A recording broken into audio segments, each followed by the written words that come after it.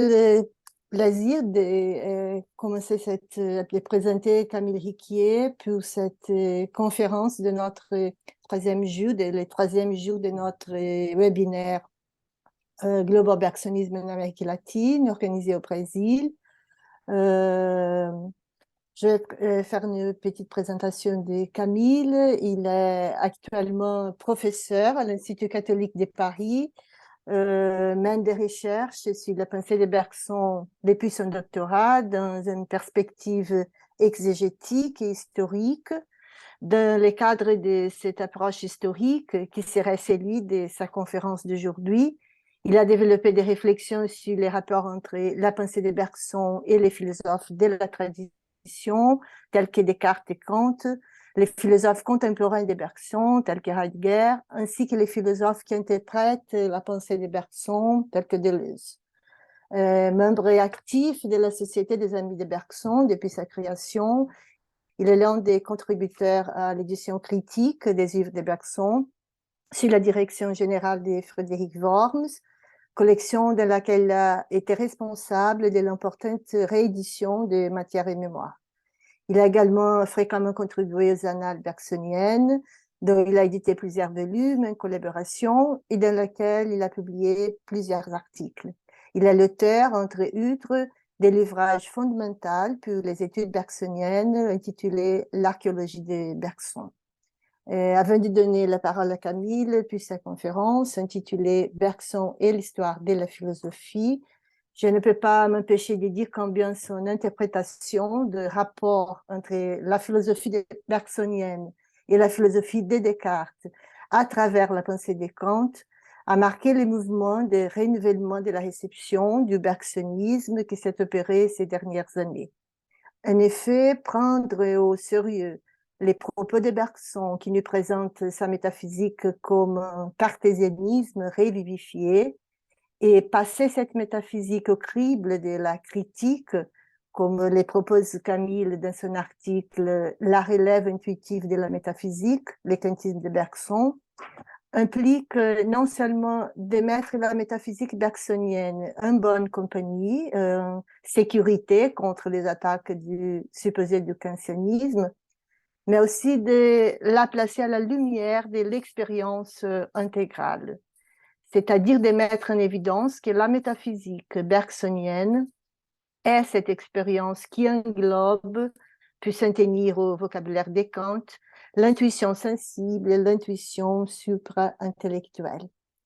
Au surplus, penser le bergsonisme comme un cartésianisme revivifié, en passant pour Kant, implique également de mettre en lumière le cartésianisme lui-même, en réaffirmant sa voie intuitive, celle de l'intuition d'un cogito en acte, émergé dans la durée concrète, dans les mots de Camille, de l'intuition de la liberté et de l'intuition du mixte, l'âme et du corps. Et finalement, penser le bergsonisme comme un cartésianisme revivifié en passant pour Kant implique que l'on puisse voir la philosophie kantienne comme celle qui a sauvegardé les champs de l'intuition une fois limité les champs de l'entendement. Même si Kant ne voyait pas la possibilité de réaliser cette intuition parce qu'il lui manquait l'expérience de la durée sur laquelle il pouvait la fonder.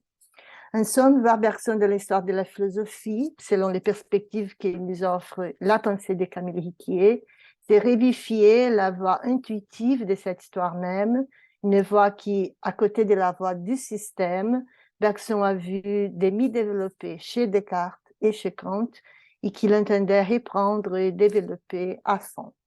Bon, je remercie de nouveau à Camille pour avoir accepté notre invitation. Je te passe la parole. Merci, Camille. Merci, merci à vous, merci pour cette présentation qui va d'ailleurs vraiment au cœur de ce qui m'intéresse encore dans la philosophie bergsonienne, dans son rapport à Kant. Et l'expression de cartésianisme revivifié, effectivement, me parle beaucoup, me semble très, très suggestif.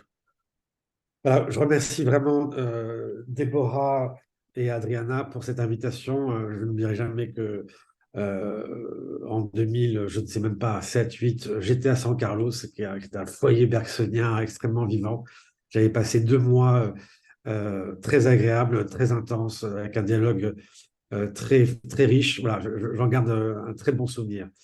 Euh, Même si ça relève du monde d'avant peut-être, mais j'espère que cela se poursuivra. Euh, Ce que je vais proposer, alors je ne sais pas combien de temps je dispose, j'essaierai il est assez riche, enfin, j'ai une demi-heure, c'est ça? 45 minutes, D'accord. 50 minutes. D'accord. Bon. Mais l'idée, ce serait au fond de compléter la lecture que j'ai proposée de Kant, à partir évidemment de Bergson, dans l'article que vous avez eu la gentillesse de citer, La relève intuitive de la métaphysique, où j'essaie de euh, suivre le kantisme de Bergson au fond, dans la voie intuitive. Bergson, au fond, n'était ni anti-kantien, ni euh, post-kantien, mais il y avait comme une sorte de ligne de fracture à l'intérieur même du kantisme entre deux directions possibles euh, que nous indiquait la philosophie de Kant elle-même. Euh, et donc j'avais suivi l'un des Kant possibles, hein, celui en quelque sorte qui était déjà une promesse de métaphysique moderne, telle que Bergson l'a développé. Et puis il y avait l'autre Kant, le Kant d'une certaine manière dont Bergson ne voulait pas, le Kant du système, celui qui avait suivi au fond la pente de l'intelligence. Et bien d'une certaine manière, je vais quand même aussi proposer la lecture possible de ce Kant-là. C'est-à-dire qu'il ne s'agit pas pour autant, euh, comment dire, de caricaturer le Kant qu'on refuse au profit du Kant prometteur, celui qui aurait pu s'engager dans la voie intuitive. Donc là, il s'agirait aussi de montrer la portée ou la fécondité heuristique aussi du modèle interprétatif que nous propose Bergson de l'histoire de la métaphysique. Et évidemment, ça vient en un temps où la lecture heideggerienne de la métaphysique eh bien, s'affaiblit pour plusieurs raisons. Mais il faut savoir que pendant 20-30 ans, même plus, elle a dominé le champ des études philosophiques et de l'histoire de la philosophie. On estimait que Heidegger avait été le seul à fournir, on va dire, une rigueur conceptuelle au vocable même de métaphysique, et que le modèle ontologique qu'il nous proposait était le seul susceptible d'éclairer les grands textes de la métaphysique, au point d'éclipser toute autre lecture possible, notamment celle de Bergson, qu'on ne connaissait encore qu'à travers le chapitre 4 de l'évolution créatrice. Ce coup d'œil, quelle humilité de la part de Bergson, ce coup d'œil jeté sur l'histoire des systèmes et que beaucoup ont jugé trop hâtif, trop rapide, trop approximatif, si je puis dire, pour s'offrir en modèle concurrent à celui de Heidegger. Il en va tout autrement aujourd'hui. Les cours récemment publiés de Bergson au Collège de France, et puis d'autres encore, que l'on peut consulter au Front Doucet, encore que lacunaires en raison des prises de notes des élèves d'alors, hein, c'est bien dommage. Mais tout ceci permet de, si je puis dire,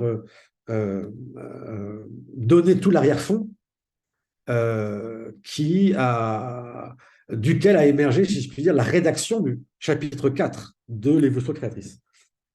Et au fond, cela nous a permis aussi à tous, et je vois bien que toutes les conférences qui ont été données en profitent, ont permis vraiment de réévaluer la portée heuristique de sa lecture de l'histoire de la métaphysique.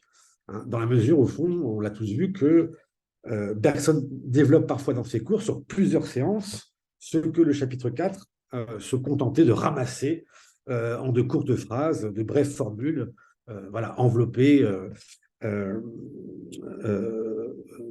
laissant peut-être entendre à certains qu'il restait approximatif. On a vu à quel point il était au contraire d'une acribie exceptionnelle, que toute sa pensée ou sa lecture était étayée par une attention scrupuleuse au texte, et donc promettait d'une certaine manière une nouvelle lecture, renouvelée en tout cas de l'histoire de la métaphysique. Alors, je vais m'attacher à Kant. L'un des profits que l'on a pu tirer du cours d'abord, c'est de montrer ou de mettre en relief aussi l'importance de la figure plotinienne, hein, d'abord, hein, la figure néoplatonicienne, qui était restée jusqu'ici sous-jacente à la lecture qu'il avait faite des grands textes de la métaphysique. C'est presque la figure presque absente du chapitre 4, mais au fond, au prisme de laquelle il lit Platon, Aristote, Spinoza, Leibniz.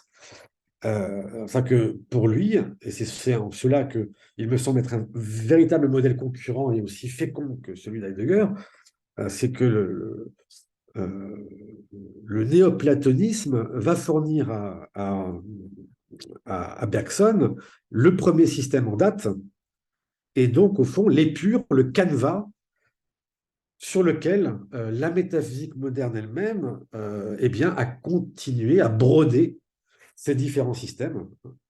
On le sait en raison des habitudes de pensée contractées depuis les Grecs, qui inclinaient plus fortement encore la pensée à suivre la pente de l'intelligence, en sorte que la métaphysique moderne elle-même est restée tributaire, hein, on le sait, d'un certain nombre de postulats fondamentaux qui s'étaient cristallisés chez Plotin.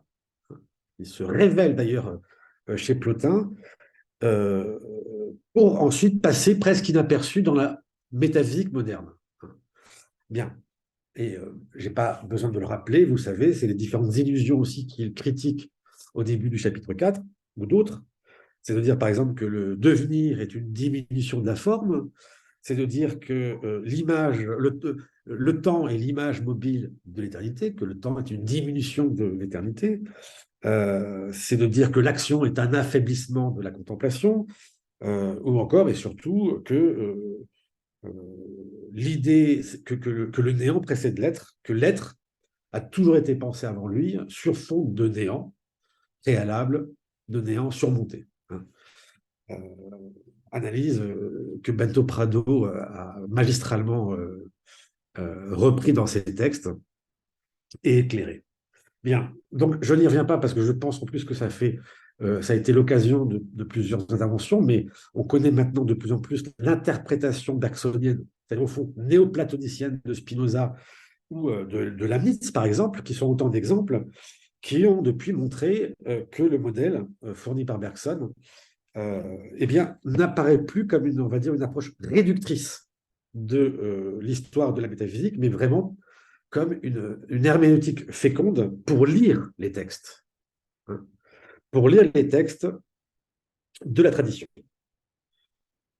Donc, c'est ce que je vais essayer de faire, c'est-à-dire que désormais que nous sommes plus familiers avec cette interprétation néoplatonicienne de l'histoire de la métaphysique, à présent que les cours de Bergson, si je puis dire, nous ont permis de pénétrer un peu dans son laboratoire, de nous arracher quelques secrets de fabrication, eh bien, nous voyons dans le chapitre 4 eh bien, des richesses insoupçonnées, hein, que nous avions à peine entrevues jusqu'alors et qui nous invitent au fond à des lectures nouvelles aussi des auteurs de la tradition.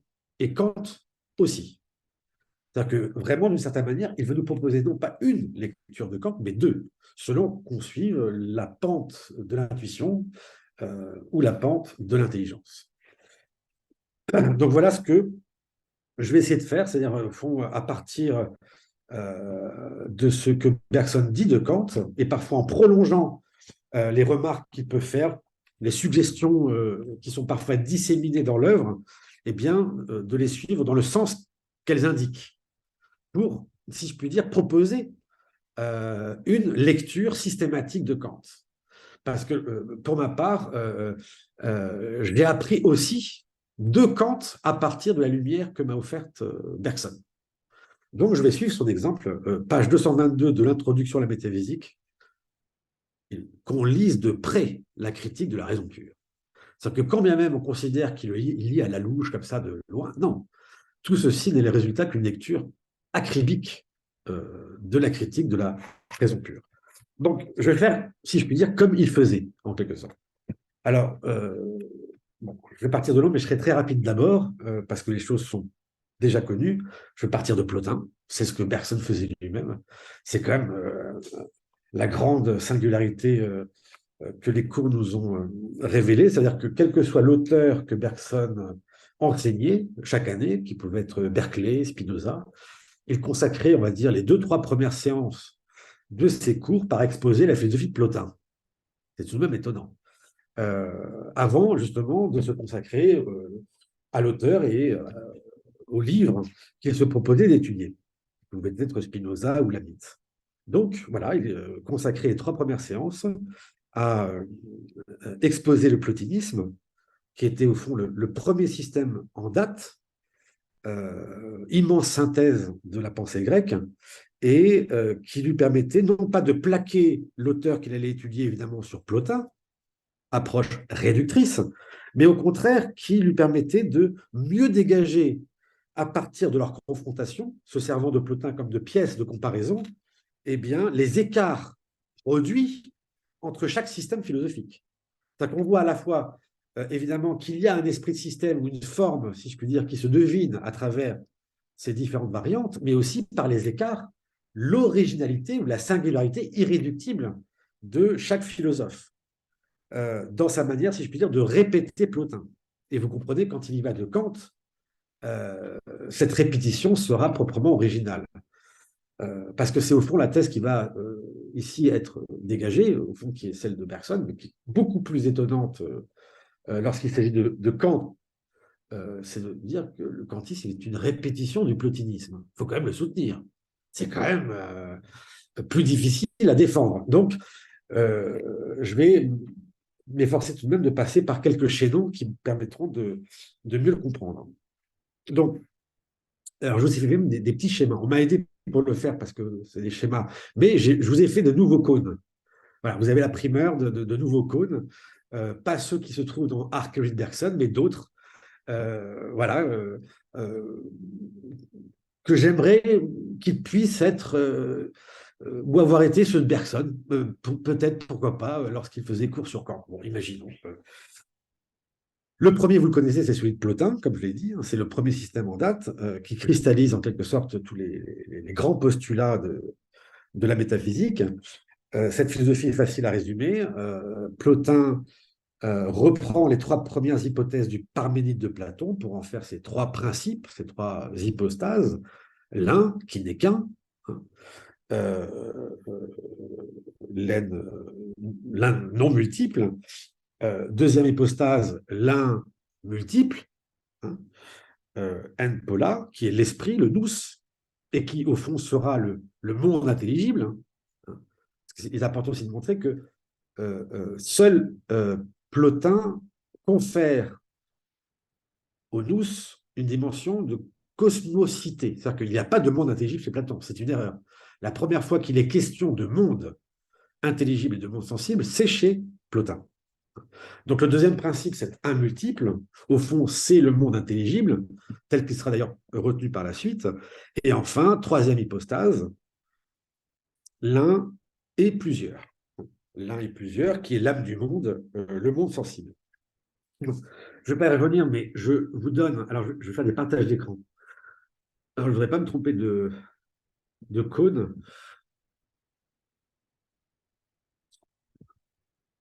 Non, ce n'est pas celui-là. J'en ai fait 4. Voilà. Alors, partage. Partage. Partage. Oui, voilà.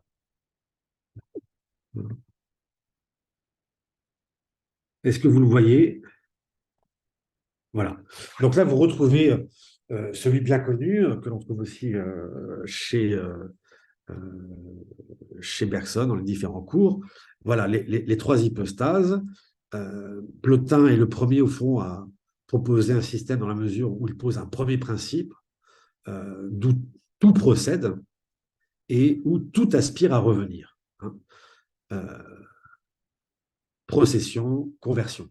Donc, du premier principe, on descend vers le monde intelligible, ensuite vers le monde sensible, comme un petit peu, comme il le dit, en posant le soleil, on pose en même temps ces différents rayons qui s'abîment dans l'obscurité à mesure qu'ils s'éloignent du soleil. Et cet écart progressif qui vient, au fond, à séparer les formes les unes des autres, pour qu'elle se développe progressivement dans le monde sensible, c'est-à-dire dans l'espace et dans le temps, eh bien, vient s'abîmer dans l'obscurité du néant, qui est pour Plotin la matière. Plotin, c'est celui précisément qui a, au fond, assumé que la chora platonicienne, la matière, la hulée aristotélicienne, au fond, n'était jamais qu'un non-être. Donc, il révèle, au fond, le présupposé impensé de toute la métaphysique qui, toujours, a dû submerger, enfin, a dû, pardon, surmonter un néant préalable. Bon, donc là, vous avez, au fond, l'épure du système, le squelette. Pardonnez-moi d'être aussi rapide, mais tout ceci est plus ou moins connu et je me suis déjà attaché à la chose. Donc Plotin est celui vraiment qui réussit à surmonter, on va dire, le dualisme de ses prédécesseurs entre l'être et l'intelligible en posant un troisième principe, l'un qui permet justement par ce schéma émanatif d'assurer la continuité entre, on va dire, l'être et le devenir, l'éternité, le temps, etc. Montrant qu'au fond, le devenir n'était jamais qu'une diminution de l'être, le temps une diminution de l'éternité, etc. Bien. Donc, voici le point de départ.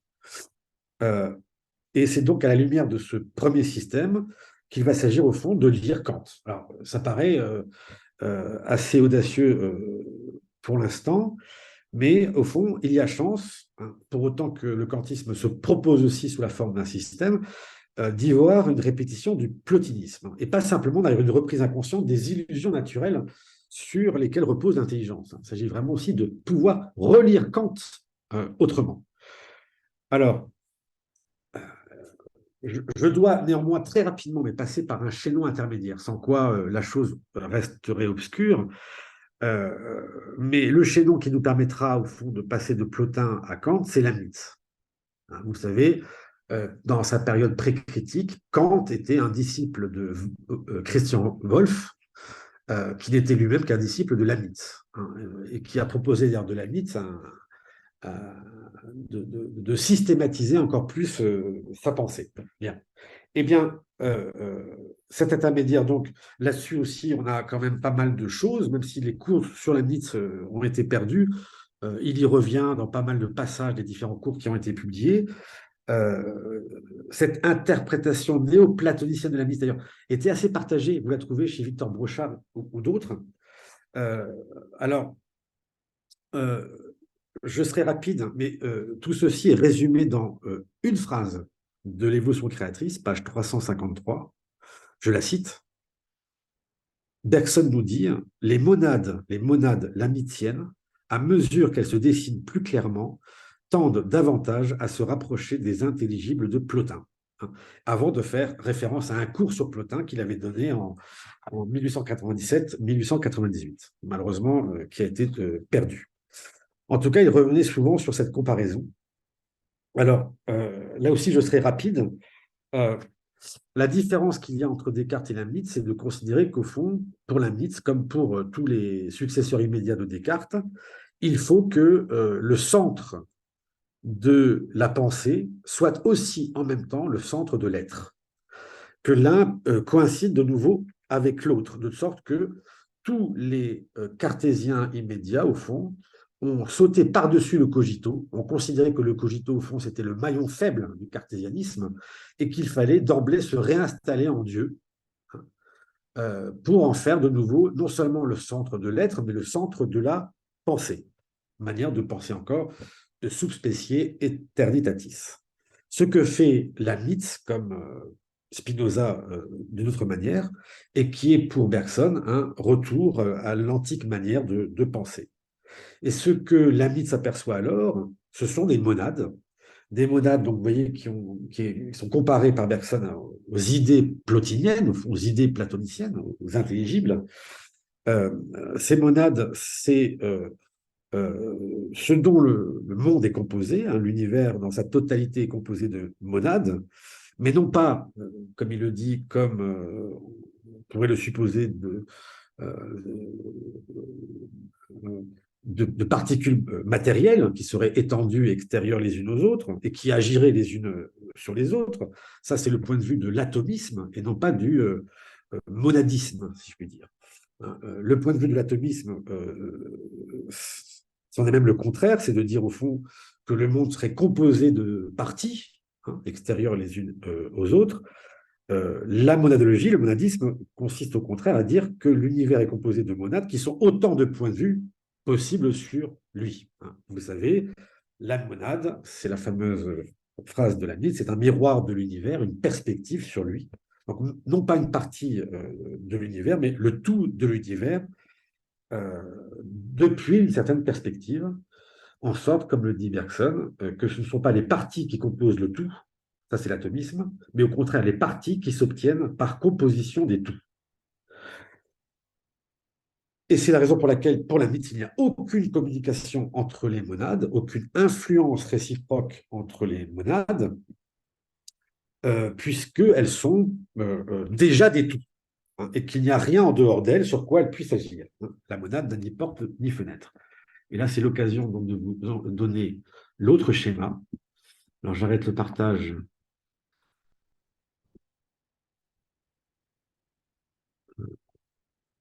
Voilà, que je vais devoir expliquer. Alors là aussi, c'est ce que j'ai pu déduire de la lecture bergsonienne.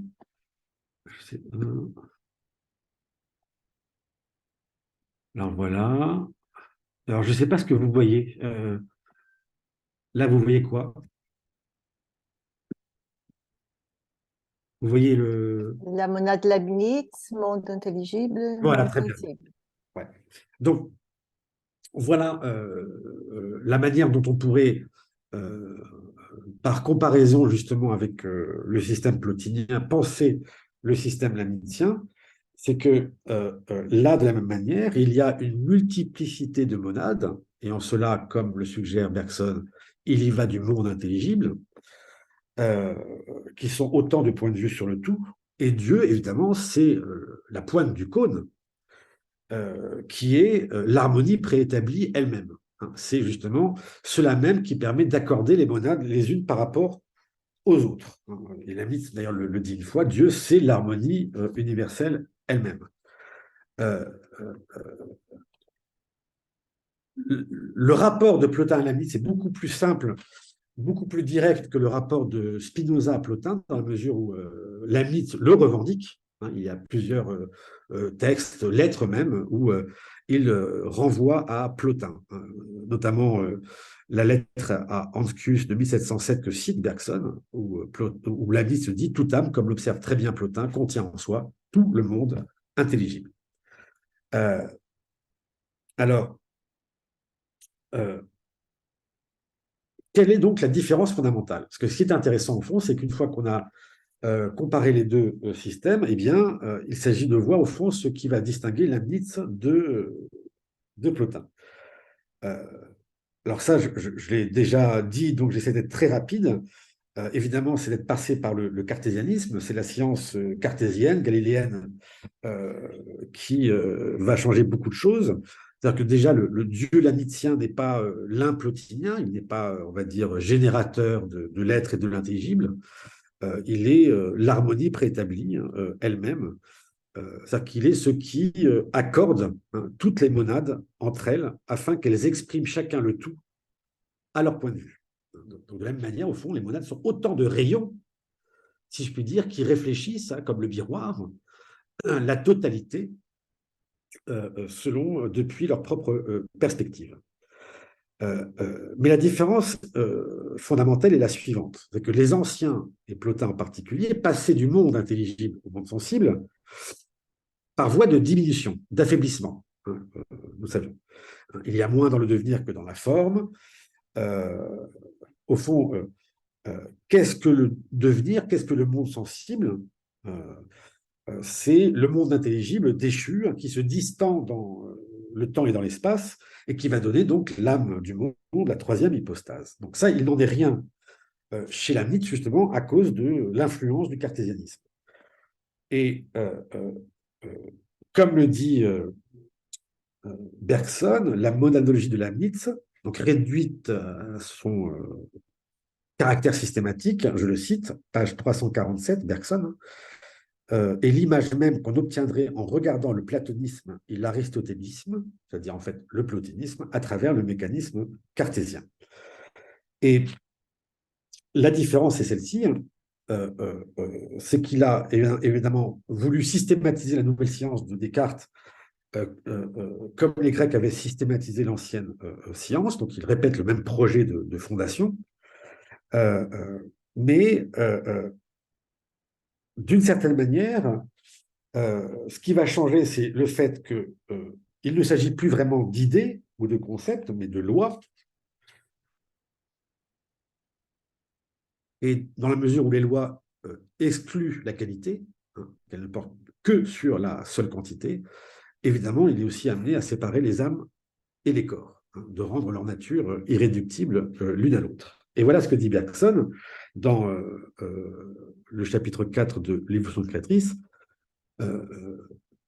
On peut considérer la pensée l'étendue de deux manières, soit comme la traduction ou la double traduction d'un même original, et là vous avez Spinoza, et souvenez-vous, là on a le cône de Bergson, c'est la fameuse, comment dire, ça ressemble à un sablier, hein, les deux cônes renversés, sachant que la substance exprime son essence par une infinité d'attributs dont deux seuls nous est connu, l'étendue et la pensée. Eh bien, chez la Nietzsche, il nous dit en fait, il ne s'agit pas avec la pensée et l'étendue de la double traduction d'un même original, mais d'un modèle et de sa traduction. C'est-à-dire que pour la Nietzsche, c'est la pensée qui est l'original. Donc, en gros, le monde intelligible, c'est la pensée qui est l'original et c'est l'étendue qui est la traduction.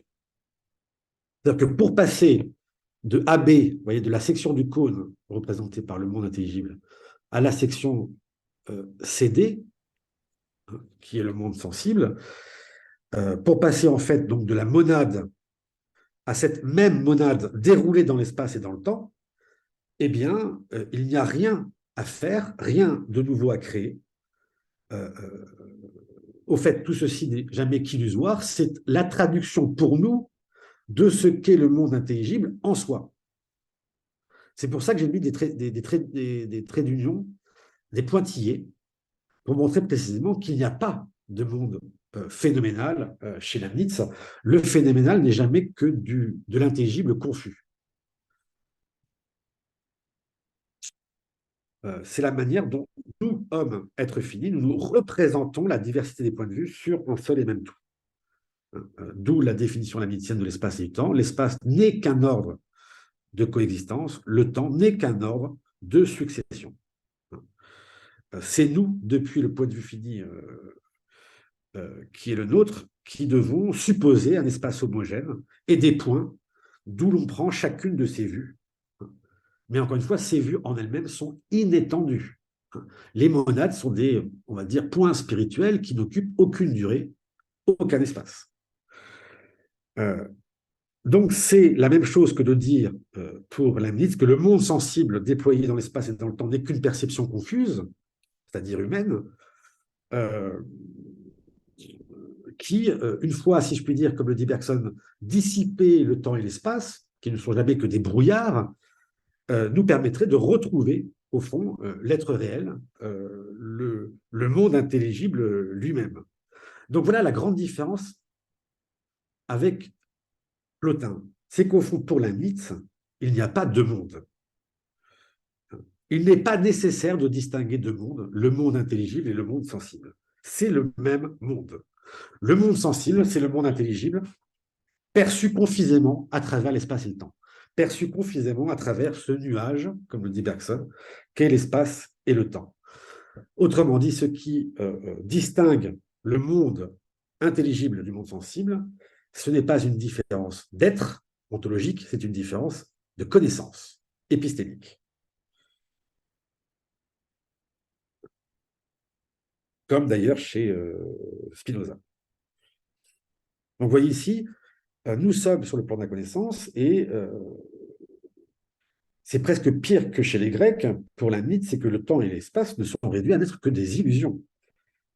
L'espace, ce n'est que l'ensemble de la multiplicité des vues que prennent les monades sur Dieu, hein, tel qu'un esprit fini peut l'appréhender, et le temps n'est que l'ensemble de la multiplicité des vues que prend chaque monade sur elle-même. Hein. Et chaque monade, déployée de toute éternité sous le regard de Dieu, eh bien, est évidemment en possession d'elle-même et de tous les autres intelligibles qui s'y reflètent.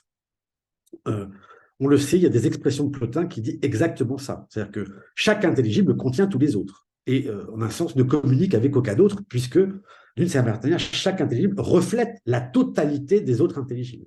Vous retrouvez des expressions qui sont parfois à l'identique chez Plotin. Alors, l'idée de néant, c'est pareil. Elle n'a pas disparu pour autant. La mythe en a besoin. Simplement, elle doit demeurer cachée. Elle reste agissante, mais la mythe en a besoin et elle reste ce moteur secret dont parle Bergson et qu'on retrouve ou qu'on devine à travers cette fameuse formulation du principe de raison. Pourquoi y a-t-il quelque chose plutôt que rien? Supposons toujours, si je puis dire, que l'être doit surgir à partir d'un néant préalable.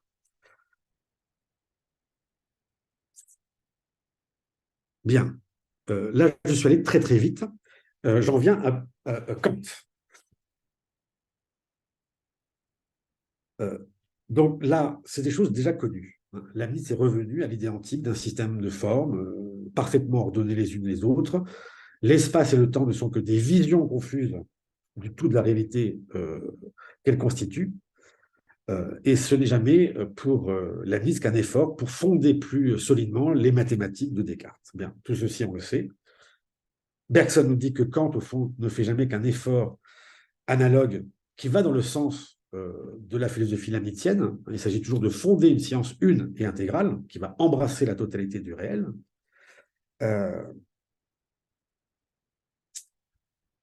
Mais avant justement d'en venir à la critique de la raison pure, il est bon de s'arrêter sur une œuvre charnière qui est la fameuse dissertation de 1770, pour vous montrer à quel point Kant était d'abord lamitien. Cette dissertation, où l'on s'accorde d'ailleurs avec son auteur à voir le début de sa période critique, est effectivement très éclairante, parce qu'il y a bien des différences avec le premier Kant, et en même temps, il y a encore bien des écarts avec le Kant critique. C'est vraiment une œuvre charnière qui nous permet d'assurer la transition entre l'un et l'autre. Vous allez vite comprendre pourquoi, et j'en arrive à mon troisième schéma. Le sous-titre de la fameuse dissertation de 1770 s'intitule, et ça dit tout, de la forme et des principes du monde sensible et du monde intelligible. Ça, c'est Kant qui parle. Je répète, de la forme et des principes du monde sensible et du monde intelligible. C'est-à-dire que là, déjà, dans cet ouvrage, il y a certains résultats proprement kantiens qui sont conquis. Il y a deux choses qui vont rester, à savoir que Kant, déjà, dans cette dissertation, définit l'espace et le temps comme des formes a priori de la sensibilité. Ça, c'est déjà sa première découverte. Et la seconde, c'est qu'il tient déjà le principe des antinomies de la raison pure. Il tient déjà dans la dissertation de 1770, alors je vais essayer de vous donner le troisième schéma. Non, non, non, j'espère que vous n'avez pas vu, vous n'avez pas vu, vous n'avez pas vu.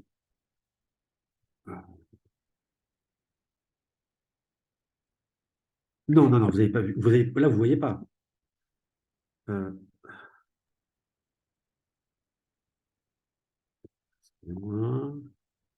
voilà. On retrouve d'ailleurs, vous le voyez ou pas là ou non? Non, non. Tant mieux. Voilà.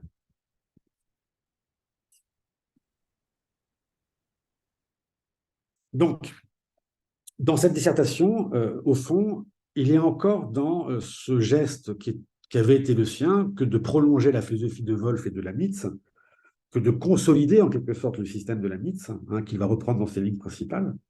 Hein. Il va aussi conserver d'ailleurs la conclusion la mythienne. Il faut passer, au fond, de l'apparence à la réalité. Au fond, il faut passer du monde sensible, phénoménal, à la réalité qui est le monde nouménal. Si l'on veut atteindre l'être est donc cela même qui est capable de fonder une nouvelle science. Parce qu'à ce moment-là, Kant croit encore la métaphysique possible. Quel est néanmoins l'apport de Kant?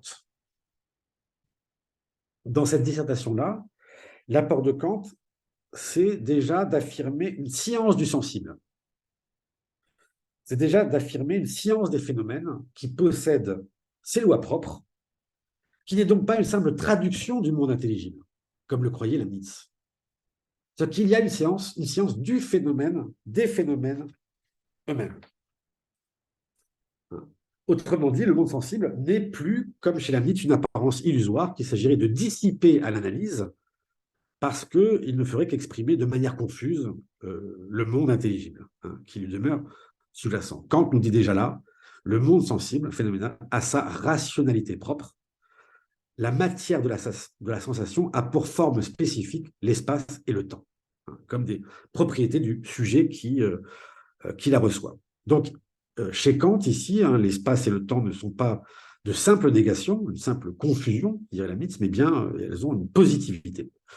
Donc, il ne s'agit plus de traduire l'un des deux mondes dans l'autre. Déjà là, vous voyez, l'un est donné dans la réceptivité sensible, et c'est le monde phénoménal, l'autre est créé spontanément par l'entendement, et c'est le monde intelligible, le monde nouménal. Pour le dire encore autrement, les représentations sensibles, donc c'est la section du cône, c'est D. Les représentations sensibles nous donnent les choses telles qu'elles nous apparaissent dans l'espace et dans le temps, par les formes justement de l'espace et du temps, tandis que les représentations intellectuelles nous donnent les choses telles qu'elles sont. Donc, vous voyez, là, la nouveauté de Kant, c'est que là où Leibniz ne voyait qu'un seul monde, là où pour Leibniz il n'y avait qu'un seul monde, Kant en distingue deux. Le monde intelligible, en tant que totalité des choses en soi, et le monde sensible, en tant que nature soumise à l'espace et dans le temps. Et vous voyez très bien, c'est là que tout d'un coup, il a découvert ce qui va le rendre génial, le principe des antinomies. C'est précisément de les avoir confondus jusqu'ici qui a formé des antinomies de la raison pure. C'est leur équivoque, justement, de ne pas avoir vu qu'il y avait deux mondes et non pas un seul, qui a généré ces antinomies, favorisé l'équivoque et donc rendu la métaphysique impossible. Mais vous voyez là, une fois la distinction faite, il est possible au fond de désentraver ce qui avait jusqu'ici empêché la métaphysique de se constituer comme science. C'est-à-dire que là, Kant croit encore la métaphysique possible. Il s'agit au fond de distinguer les deux mondes et de, si je puis dire, distribuer de manière équitable ce qui relève, les principes qui relèvent du monde sensible et ceux qui relèvent du monde nouménal. Mais là, vous voyez encore qu'il reste très proche de la mythe, c'est-à-dire que là, le sujet n'est encore que la cause de l'apparence. Il informe a priori le monde, mais on va dire que sa subjectivité reste encore subjectif au mauvais sens du terme, relatif en quelque sorte au sujet, en cela qu'il est possible encore de dépasser la relativité du sujet. Alors, que va faire Kant, la critique, vous voyez, et ça, j'essaie de faire comme Bergson faisait, vous voyez, à partir des indications. Là, je suis très rapide, mais il y a plein d'indications qui permettraient d'étayer mon propos. Eh bien, la critique de la raison pure va faire un pas supplémentaire, évidemment décisif.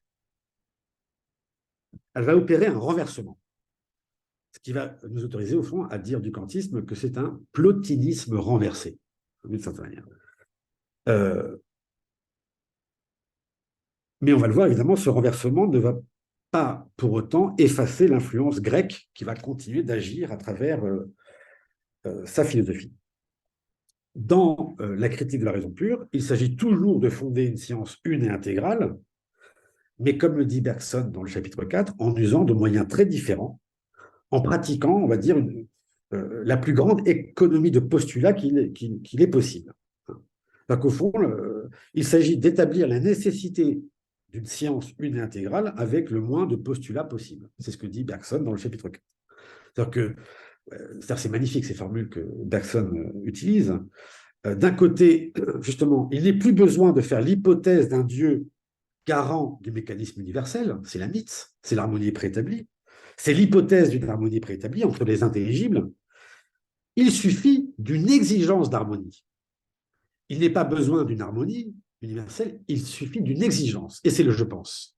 Il suffit d'une exigence d'harmonie, d'une nécessité d'harmonie, ce que Kant va appeler l'unité synthétique de la perception, le je pense. Et ce sera la subjectivité transcendantale. Donc, il n'est pas besoin de Dieu, il est besoin simplement du sujet transcendantal. Et c'est la révolution copernicienne, évidemment, qui va tout changer. C'est-à-dire, cette fois-ci, évidemment, penser l'objet en fonction de notre pouvoir de connaître, du sujet et de son pouvoir de connaître, et non pas l'inverse. Alors, je vais quand même vous donner, parce que vous allez mettre du temps à tout voir. Celui qui m'a aidé à faire le code, je le remercie, Cyril Lebert, parce que c'était pas simple. Alors, et encore, je pourrais encore le compléter. Le voici. J'avoue que j'en suis pas mécontent. Alors, ce qui s'agit, c'est évidemment tout ce qui va changer avec la critique de la raison pure, c'est la révolution copernicienne. D'un côté, donc, il n'est plus besoin de Dieu pour fonder la science, il est besoin simplement, il suffit, comme le dit Bergson, de la subjectivité transcendantale. Et de l'autre côté, comme le dit aussi Bergson, il n'est plus besoin de chercher à absorber les mathématiques dans la logique, parce que, c'est la grande aussi découverte de Kant, il y a un écart entre la logique pure et les mathématiques, qu'il ne faut donc pas espérer réduire. Il y a une différence irréductible entre le logique et le mathématique, à quoi justement Leibniz n'a pas voulu consentir, puisque précisément il avait fait de l'espace et du temps de simples négations. Ce qui, à chaque fois, devait le conduire à voir au fond des mathématiques quelque chose de purement logique, qui devait amener Leibniz, au fond, à réduire le mathématique au pur logique. Or, on dit Bergson, Kant, il faut plus et autre chose que la logique pour faire des mathématiques, il faut l'espace et le temps. Il faut l'espace et le temps, lesquels ont une positivité en tant que condition pure de la sensibilité. Donc, Kant peut ainsi expliquer non seulement pourquoi la physique est mathématique, mais aussi pourquoi la science universelle doit prendre la forme mathématique et non pas la simple forme logique.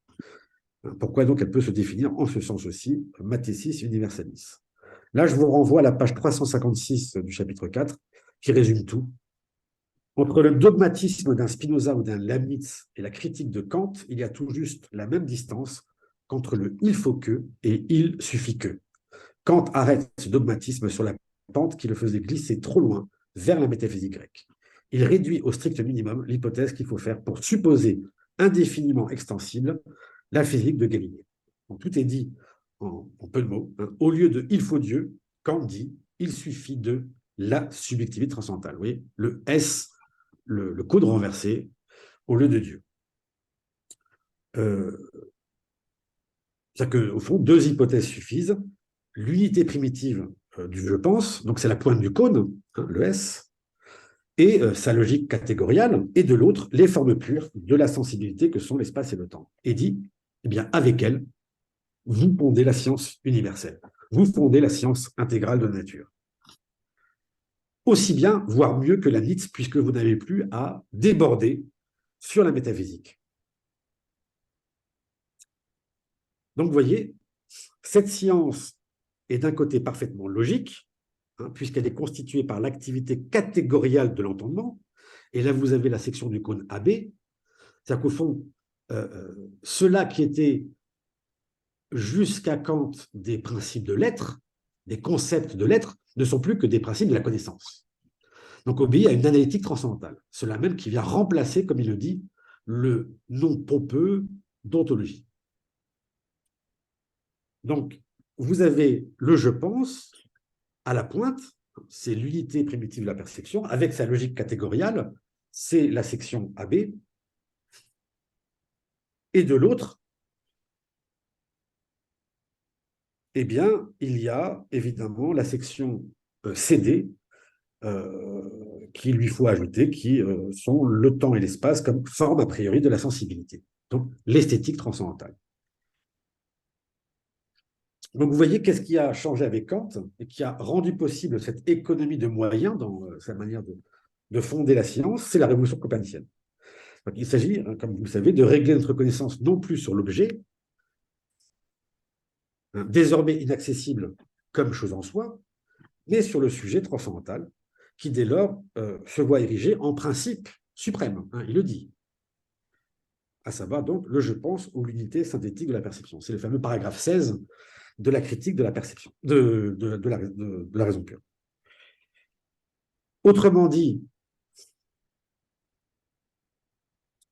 cette unité synthétique de la perception une fois posée, le je pense devenant le principe suprême, eh bien, les idées, ou cela même qui était le suprêmement intelligible, devient, pour Kant, le suprêmement inconnaissable, la chose en soi.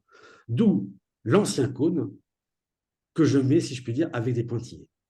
Tout cela, si je puis dire, qui était jusqu'ici le suprêmement intelligible, devient la chose en soi, le suprêmement inconnaissable. Cela qui aurait permis à une métaphysique de se constituer si nous avions eu une intuition intellectuelle.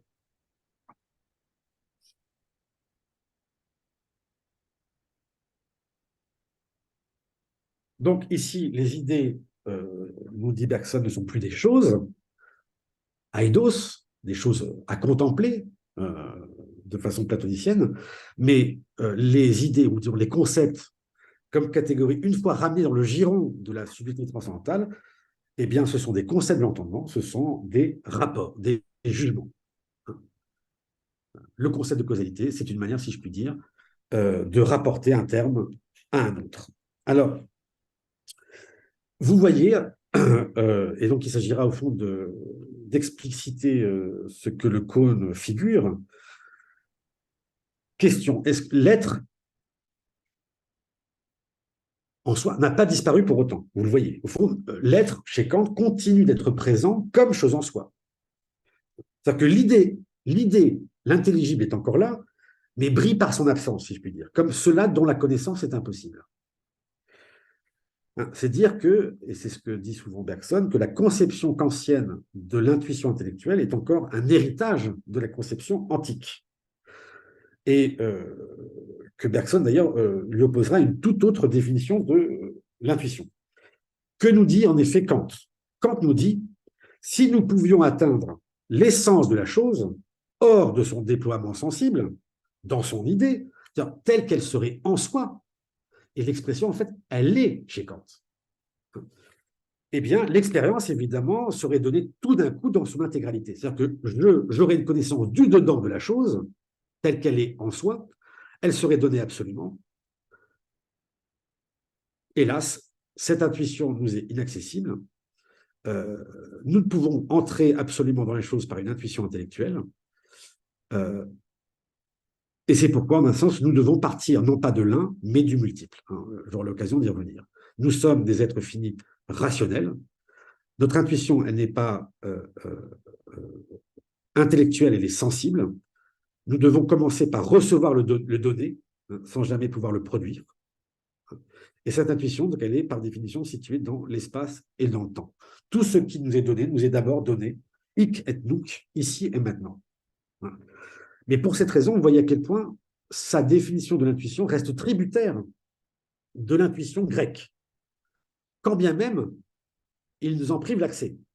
C'est-à-dire que l'intuition originaire par rapport à laquelle est pensée l'intuition sensible, cela reste précisément cette intuition de l'idée, telle que nous en aurions une expérience intégrale, nous permettant donc de connaître la chose telle qu'elle est en soi, das Innere, nous dit Kant, telle qu'elle nous permettrait de pénétrer à l'intérieur de l'objet. C'est-à-dire que nous la saisirions dans son unité. C'est-à-dire que si nous avions l'intuition intellectuelle, nous saisirions la chose en elle-même, c'est-à-dire dans son unité, avant qu'elle ne se développe dans l'espace et dans le temps. hélas, notre intuition est sensible, c'est-à-dire qu'elle est d'emblée mise en extériorité par rapport à la chose appréhendée. Nous sommes en quelque sorte privés de son intérieur. Nous ne pouvons l'appréhender que du dehors, en quelque sorte, en sorte que le sens externe comme le sens interne, la sensibilité, introduit d'emblée une corrélation entre le sujet et l'objet.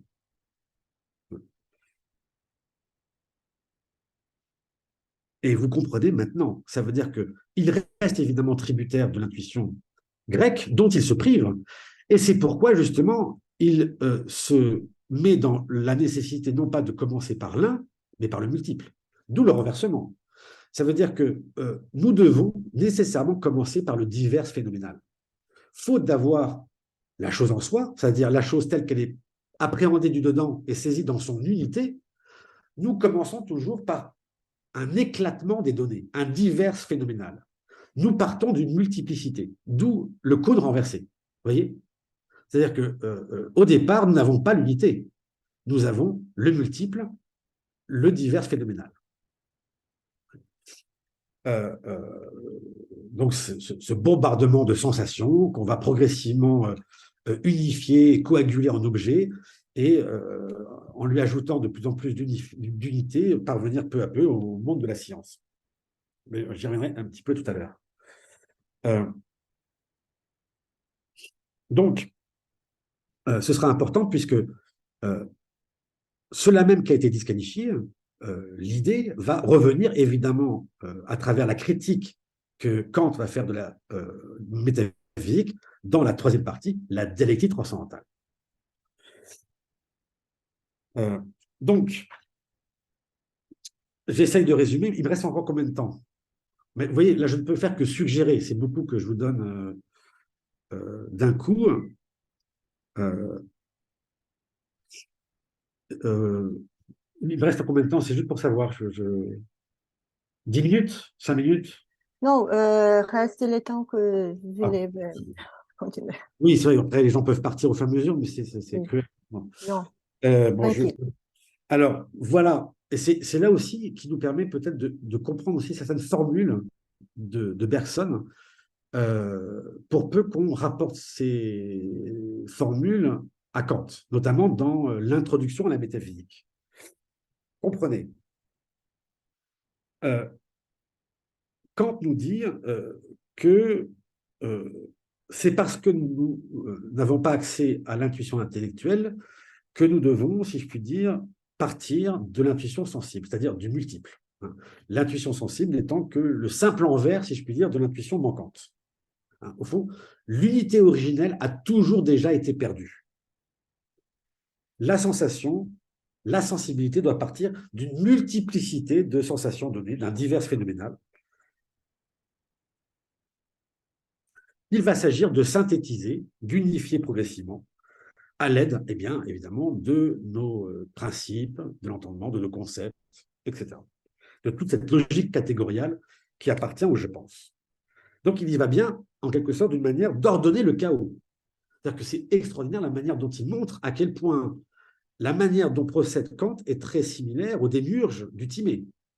Nous partons d'un chaos initial, d'un divers, qu'il va s'agir de mettre en ordre progressivement. Ça veut dire, c'est pour ça que j'ai mis une flèche, il va s'agir de progressivement unifier ce divers pour lui donner toujours plus d'unité. Et donc, aller, on va dire, du monde sensible, du monde de la perception, qui est l'esthétique transcendantale, au monde de la science, qui est l'analytique. Bien. Mais voilà ce que dirait Bergson avec Kant. Vous vous en souvenez de l'expression, il dit « Si notre connaissance allait de l'un au multiple, la métaphysique serait possible. » Vous vous souvenez de ces expressions? C'est-à-dire que dans le schéma grec, effectivement, on va de l'un au multiple. On part de l'un plotinien pour descendre vers le multiple. Et c'est pourquoi la métaphysique est possible. Mais avec Kant et avec ce renversement, on part non pas de l'un pour aller au multiple, on va du multiple pour aller vers l'un. Et Bergson nous dit, et c'est pourquoi, avec Kant, la métaphysique est impossible.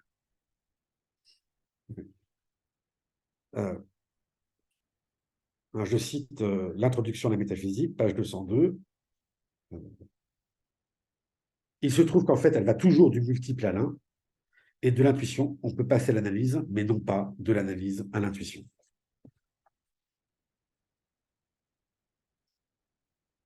Donc, il y a l'être. Question, y a-t-il aussi le néant? Souvenez-vous que pour les Grecs, en fait, on doit avoir l'alpha et l'oméga de tout système, l'être et le néant. Nous avons l'être, quand bien même il est pensé comme l'envers d'une intuition manquante. Où est le néant? Qu'est-ce qui remplace chez Kant, on va dire, la chora, la huilée aristotélicienne ou le méon plotinien? Où est-elle, cette idée de néant qui n'est qu'implicite? Où peut-on la trouver? Eh bien, on la trouve évidemment à la toute fin de l'analytique transcendantale. C'est donc dans la critique, à la toute fin de l'analytique, où Kant, c'est assez extraordinaire, ajoute l'air de rien, en disant d'ailleurs que cela n'a pas d'importance, qu'il pourrait très bien ne pas le dire. Mais qu'en même temps, le disant, ça lui permet de lui ôter un scrupule et de compléter tout à fait son système. Donc il dit à la fois, je rajoute quelque chose qui n'a aucune importance apparente et en même temps qui est, je le cite, indispensable à la perfection du système. Ce qu'il ajoute, c'est la table du rien, la fameuse table du rien, qui correspond terme à terme avec la table des catégories. Il va dresser une table du rien, au fond, afin de rejoindre ce que la philosophie transcendantale, justement, ne fait que présupposer. Et là, vraiment, il donne raison à Bergson. Voilà ce dont il a besoin, dont il n'a pas besoin de parler, mais au fond, qu'il doit présupposer malgré tout. À savoir les 4 sens du rien. Alors, je les donne rapidement, et on voit à quel point il en a besoin. L'ens rationis, premier sens du rien, qui relève de la catégorie de la quantité, c'est ce que Kant appelle un concept vide sans objet. Donc c'est un concept qui n'est ni possible ni impossible, mais qui n'est pas contradictoire. C'est-à-dire que c'est une simple fiction. C'est quelque chose qu'on ne peut pas connaître, mais qu'on peut penser. C'est quelque chose qu'on peut penser sans connaître. Mais qu'est-ce que c'est? C'est le noumen. C'est ce que Kant va appeler le noumen. Et il prend l'exemple du noumen. C'est-à-dire que ce premier sens du rien, l'ens rationis, c'est cela justement qui va nous permettre de penser l'autre partie du cône en pointillé. Oui. Pour le dire très rapidement, c'est que ce qui est en pointillé est envisagé depuis l'esthétique transcendantale comme chose en soi, est envisagé depuis l'analytique transcendantale comme nous mène, et sera envisagé comme, par la raison, depuis la raison, qui est au fond la pointe S, comme idée. Bon. Donc c'est quelque chose, malgré tout, qu'on peut penser sans connaître. Deuxième sens du rien, ce que Kant appelle le nihil privativum, ou encore l'objet vide d'un concept. L'objet vide d'un concept. Tout simplement, les exemples le montrent, c'est la négation de quelque chose, comme le froid par rapport au chaud, comme l'obscurité par rapport à la lumière. C'est-à-dire que pour lui, pour Kant, l'ombre, par exemple, n'a rien d'intuitif. C'est le concept du manque d'objet.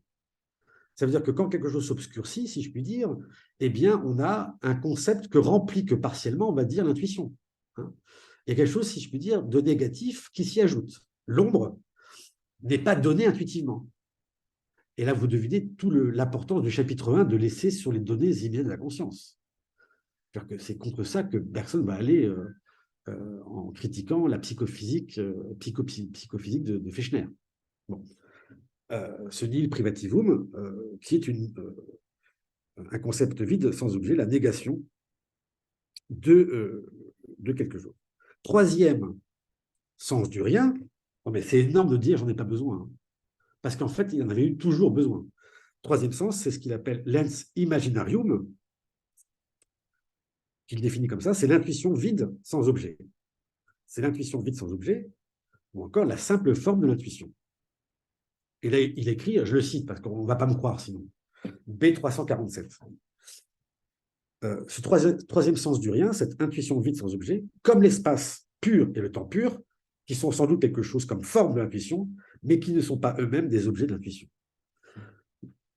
Le temps et l'espace, ce sont des riens. C'est le filtre, si je puis dire, qui fait que justement la chose ne nous est jamais donnée, sinon déjà fragmentée, dans une pure multiplicité. C'est comme si je puis dire, elles étaient des formes à travers lesquelles l'être ne pouvait nous être donné dans son unité, mais d'emblée fragmenté. Ce sont des riens. Et le quatrième sens, bon, qui est plus classique, le nihil negativum, qui est l'objet vide sans concept, hein, l'objet d'un concept contradictoire et donc impossible, comme la figure d'un cercle carré. Mais tout ça, et je ne fais que le suggérer, pour montrer que le système de Kant, bien, effectivement, se donne vraiment l'alpha et l'oméga de la philosophie grecque, hein, l'être et le néant. C'est-à-dire que d'un côté, la subjectivité transcendantale et les formes spatio-temporelles à travers lesquelles se diffracte le divers phénoménal, euh, et justement, ces formes-là qui sont rien. Alors, je vais peut-être m'arrêter, mais dire encore une chose. Pour vous montrer à quel point, d'ailleurs, il est assez kantien sur beaucoup de points. Parce qu'en fait, cela, Bergson l'entérine. Il considère que tout ce que Kant a critiqué, il l'a critiqué définitivement. Et donc, en fait, on apprend beaucoup à superposer le système critique au système plotinien. Parce que vraiment, il ne s'agit surtout pas de rabattre l'un sur l'autre. Hein, encore une fois, la comparaison doit profiter aussi à notre compréhension de Kant. Et je finirai ainsi. Vous voyez en quoi il ne s'agit en aucun cas pour Bergson de revenir à l'ancienne manière de faire de la métaphysique avant Kant. Qu'est-ce qui se passe? Reprenons le cône renversé, esthétique, analytique, et le S, on va le voir, sujet transcendantal. Vous voyez ici que la connaissance, elle va du multiple vers l'un. D'accord? Il s'agit toujours, si je puis dire, de pousser plus loin le processus d'unification. Simplement, justement, la raison, qu'est-ce que c'est? La raison pour Kant, ce n'est jamais qu'une puissance, c'est la puissance de l'un. La raison, ce n'est jamais que le désir de l'un. C'est ce qui pousse l'entendement à aller toujours plus loin dans le sens de l'unification. C'est pour ça que la raison n'est pas vraiment une faculté ici. C'est-à-dire que la raison, elle n'a ni concept, ni intuition. Elle joue avec les intuitions et les formes, les concepts des autres, si je puis dire. Elle joue avec les intuitions, la sensibilité et les formes de l'entendement. Elle ne fait jamais que les pousser vers plus d'unité. Vous voyez? Et c'est justement en allant toujours plus loin dans l'unité qu'on va délirer des idées transcendantales. Et là, vous avez la projection de l'autre cône, le précédent, avec les trois fameuses idées. Donc, l'idée de Dieu, qui sera évidemment au sommet de la métaphysique, les deux mondes intelligibles, les deux mondes intelligibles et sensibles, et vous avez le principe des antinomies.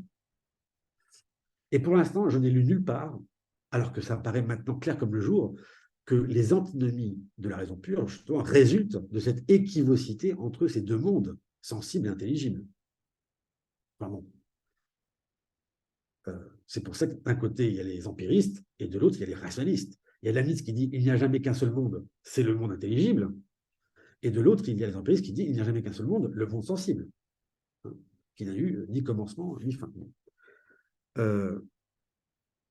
Et évidemment, l'âme, qui, depuis, comme il le dit, l'expérience que nous pouvons en avoir, nous permet de nous élever vers l'intelligible. Donc la métaphysique, c'est cela même qui, par l'âme, nous permet de nous élever vers l'intelligible et ensuite vers Dieu. Et vous avez la dialectique avec la critique qui va faire de toutes ces idées, qui sont autant d'unités délirées par la raison, imaginaire, hein, d'une apparence transcendantale, comme il le dit, et qui va être critiquée progressivement, d'abord par la psychologie rationnelle, l'âme, la cosmologie rationnelle, euh, et ensuite, évidemment, au final, la théologie rationnelle. Donc là, vous avez, si je puis dire, en quelque sorte, le plan de la critique de la raison pure. Alors, je ne sais pas si moi-même, je suis resté clair en disant beaucoup de choses en si peu de temps, mais j'ai voulu condenser, en tout cas, être assez suggestif pour éclairer, ou en tout cas vous dire qu'il y a une certaine lecture voilà, assez singulière que Bergson nous permet d'avoir, hein, et qui pour moi est d'une grande force de suggestion. C'est-à-dire que maintenant, quand je fais cours, sans même le dire, je peux faire cours sur 13 séances grâce à ça, en me rendant capable d'expliquer tout Kant. Alors, j'ai les codes dans ma tête, bon, parfois je me trahis, je les donne, mais pas toujours. Juste, je termine. Vous voyez aussi donc pourquoi chez Bergson, il n'y a pas de distinction entre l'entendement et la raison et qui lui donne que le seul nom d'intelligence. C'est parce que, comme chez Kant, la raison et l'entendement vont toujours dans le même sens. Et Bergson, vous le savez, définit la pensée par la direction. La raison, ce n'est jamais que l'entendement qui pousse vers, dans le mouvement d'une unification encore plus grande. Et c'est tout ce que précisément Bergson va contester aussi. C'est le métaphysicien qui dit bah, la physique s'arrête là. Elle n'a pas encore, si je puis dire, tout unifié. Laissez-moi faire.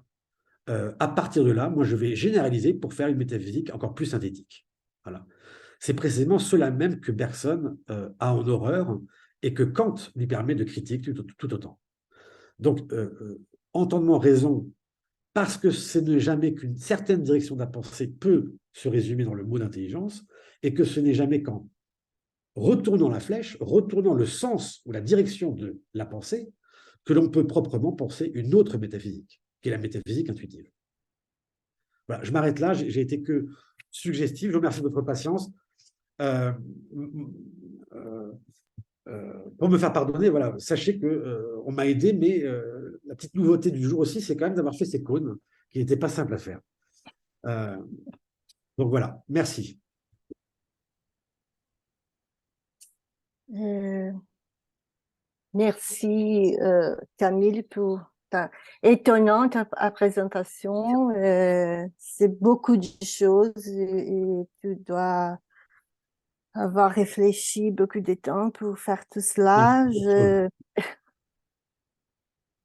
Bon, tu as montré la philosophie de Kant comme cet schéma d'interdiction de la métaphysique, je pense, d'après l'héritage. Et comme Bergson a montré que ça, c'est un héritage de la tradition grecque, comme vous nous a montré d'après Platon, et puis pour les modernes, Leibniz. Et tu as dit que, bon, justement, la métaphysique, c'est impossible pour Kant, pour pour qu'il parle de les multiples pour arriver à l'un, quand nous savons que Bergson dit, bon, la métaphysique, c'est possible seulement de l'un au multiple et avec l'intuition, je ne sais pas. Et tu as parlé aussi donc de l'intuition intelligible, de l'intuition sensible. Et donc, je voudrais revenir à une question qui, euh, je pense que va au sens contraire de ce que tu as parlé, parce que je pensais avec la relation entre Bergson et Kant, d'après ton article qui parle de l'autre côté de la philosophie de Kant, que c'est la philosophie, l'ouverture d'après les limitations de l'entendement pur, une philosophie, une métaphysique vraie, une philosophie de l'intuition. J'ai demandé licence pour poser cette question d'après ton article, mais je pense qu'elle va rencontrer ces choses que tu as dit au fond de ta présentation sur ces mouvements de l'un au multiple et du sensible à l'intelligible. Donc, je vais lire ma question. Je pense qu'enfin, bon, elle va rencontrer ce que tu as parlé, même qu'elle parle de l'autre. Bien sûr. Bon, en tenant compte tout ce que nous a présenté aujourd'hui, ce que tu as dit sur la relation entre Bergson, Descartes et Kant, je voudrais vous poser une question qui m'est apparue dès la lecture de votre article déjà cité. En effet, dans un certain passage de cet article, tu as affirmé que Bergson ne se considérait pas comme véritablement impliqué par la pensée de Kant, au point de devoir régler ses comptes avec la critique, puis développer sa propre pensée. Vous comparez même l'utilisation de Kant par Bergson à l'utilisation de la langue parlée à son époque par un philosophe. Paraphrasant Bergson, tu as affirmé que Bergson était les mêmes 50, quoiqu'il ait sans doute écrit autre chose. Bon, cependant, dans le développement de l'article, si j'ai bien compris, vous suggérez que, en quelque sorte, que la compréhension par Bergson de ce qu'est une expérience intégrale pourrait être due à sa lecture de Kant, c'est-à-dire au rôle donné par Kant à l'expérience comme fondement de notre conscience. Donc, c'est là que je pense qu'on vient à le les sensibles, les divers sensibles de quels tu as parlé maintenant. Bon, je continue. Bien que Kant ait relégué la connaissance fondée sur l'intuition sensible au phénomène, il a interdit la connaissance suprasensible en raison de l'absence de l'intuition intellectuelle. Dans les deux cas, l'intuition, possible ou non, est toujours considérée comme fondement. Toujours dans ce sens, de se demander si Bergson effectivement a appréhendé quelque chose de la pensée de Kant, ou on peut se demander si les rôles fondamentaux donnés par Kant à l'intuition sensible ou à ces divers de la sensibilité n'auraient pas donné à Bergson les fondements qui, chez Descartes, avaient été perdus avec les natures simples sur lesquelles il fondait sa connaissance du monde physique.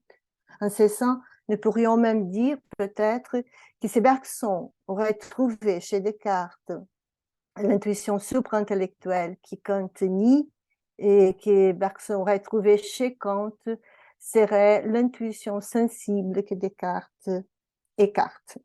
Parce que, comme nous le savons, chez Descartes, bien que nous puissions connaître les mixtes, les corps et d'âme pour une expérience de type particulier, nous ne pouvons pas connaître les mondes physiques pour aucun type d'expérience possible, devant recourir à Dieu, etc.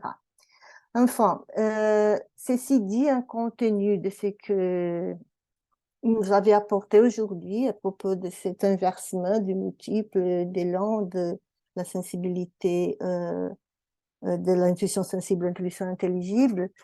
Je vous demande si vous comprenez que Kant n'aura été que le langage utilisé par Bergson, que la forme de laquelle Bergson introduit la matière cartésienne, ou si on peut penser qu'en traitant de cette forme, Bergson aurait aussi appréhendé un certain contenu, en l'occurrence précisément les caractères fondamentaux de l'expérience sensible, ainsi que les caractères fondamentaux du transit entre celle-ci et l'expérience suprasensible puis la métaphysique.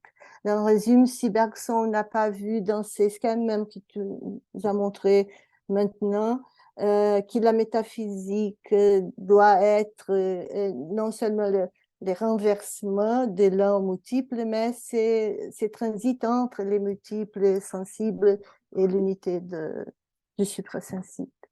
Je ne sais pas si je me fais compris, mais... Si, il y a beaucoup de choses.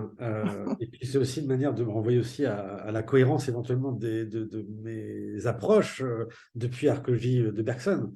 Mais je me crois, enfin, j'espère en tout cas rester cohérent, en tout cas travailler toujours le même Bergson.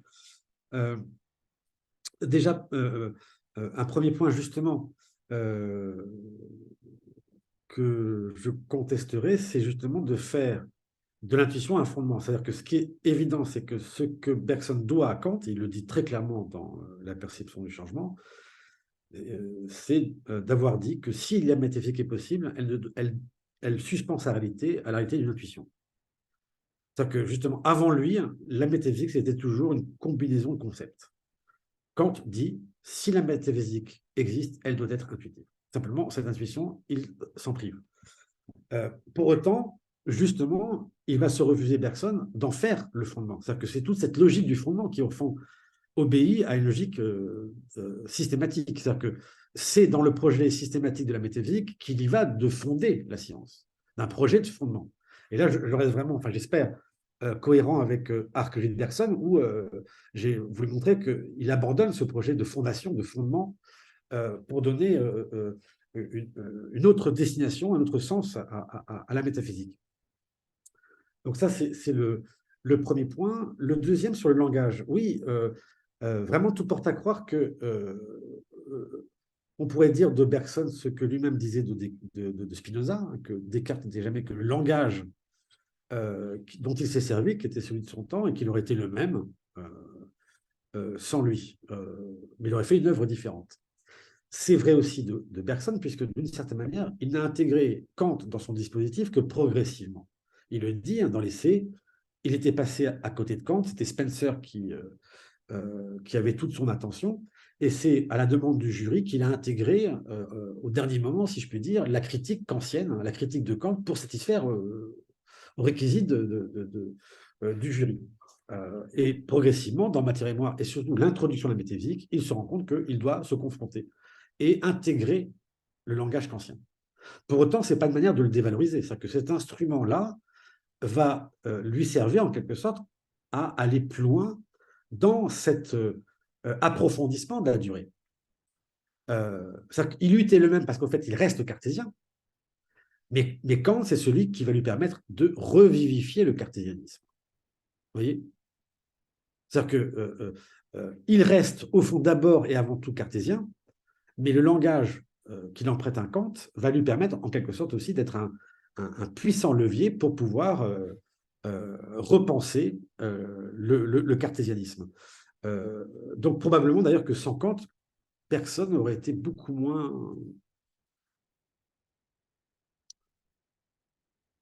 rigoureux. C'est-à-dire que là, peut-être qu'il se serait davantage exposé à toutes les critiques qu'il a eu à subir dès les parutions d'émissions créatrices, sentimentalisme, romantisme, etc. Alors que là, au contraire, là, il avait face à lui en permanence un auteur, un maître qui était Kant et qui lui a donné vraiment la rigueur d'un système. Et il partage beaucoup de ses conclusions. Ça veut dire que même dans ces deux lectures, vous voyez à quel point aussi il y a beaucoup de choses qu'il retient de la raison pure dans la voie systématique. Vous voyez, ça reste encore un dispositif qu'il va conserver. Ce qu'il va modifier, c'est justement l'opposition que Kant fait entre l'intuition sensible d'un côté et l'intuition intellectuelle. Et d'ailleurs, c'est assez étonnant, c'est que dans la première version de 1902-3 de l'introduction à la métaphysique, le mot intuition, c'est toujours intuition intellectuelle. Donc Bergson, c'est après, lors de la parution de sa réédition en 1934 dans La pensée et le mouvement, qui va rayer systématiquement intellectuel. Mais c'est évident, ça veut dire que par cette opposition-là, au fond, Kant reste tributaire des Grecs. C'est-à-dire que c'est parce qu'il pense l'intuition sensible sur fond d'une intuition manquante qui aurait donné la chose en soi, c'est-à-dire la chose dans son unité, que par opposition, il est condamné au fond à proposer à l'intuition sensible d'avoir affaire qu'à une pure multiplicité. Vous voyez? Double erreur. Ce que Bergson va faire et découvre au contact de sa découverte de la durée, c'est une intuition justement qui n'est ni l'un ni l'autre, mais qui est l'un et l'autre à la fois, c'est-à-dire capable de saisir, d'avoir l'expérience d'une unité multiple, de saisir cette unité dans la multiplicité. Vous voyez? Et donc de contredire cette opposition, si je puis dire, qui reste tributaire des Grecs. À vouloir s'élever trop haut, si je puis dire, dans le ciel des idées, eh bien, on a, et Kant reste tributaire en cela, on a dévalorisé l'intuition sensible, comme si elle n'était pas capable de nous faire rentrer dans un absolu. Bergson découvre que déjà, rien qu'avec la conscience et nos sens, nous touchons à l'absolu par cette expérience, finalement presque ordinaire, qu'est l'expérience de la durée. Et cette expérience-là, cette intuition-là, elle n'est ni du côté de l'un ni du côté du multiple, elle est justement au-delà ou en deçà de cette opposition au fond conceptuelle pour renvoyer à quelque chose de un et multiple à la fois. Et c'est ce qui va lui permettre de réformer de l'intérieur aussi le kantisme. Vous voyez? Donc, voilà, je dis tout ça pour essayer de montrer aussi voilà, la cohérence aussi de mon propos. Il y a un rapport tardif avec Kant. Il est évident que c'est l'instrument, le langage dont il a besoin pour pouvoir, en un sens, communiquer ses idées à son époque. Hein, et qu'il aurait pu très bien voilà, s'en dispenser, comme dans l'essai, en fait, il s'en était dispensé. Ça veut dire que dans l'essai, en fait, il fait de la métaphysique sans s'apercevoir que quand on avait signé la fin. Et donc, il fallait, à un certain moment, quand même, se mettre en règle avec lui, et donc l'intégrer, comme Spinoza, au fond, a intégré le langage cartésien dans sa propre pensée, si je puis dire, qui remonte à Aristote. Et on voit aussi Aristote, et un Aristote lu à la lumière des Alexandrins. Donc, en cela, oui, je ne pense pas me contredire. Oui. Non.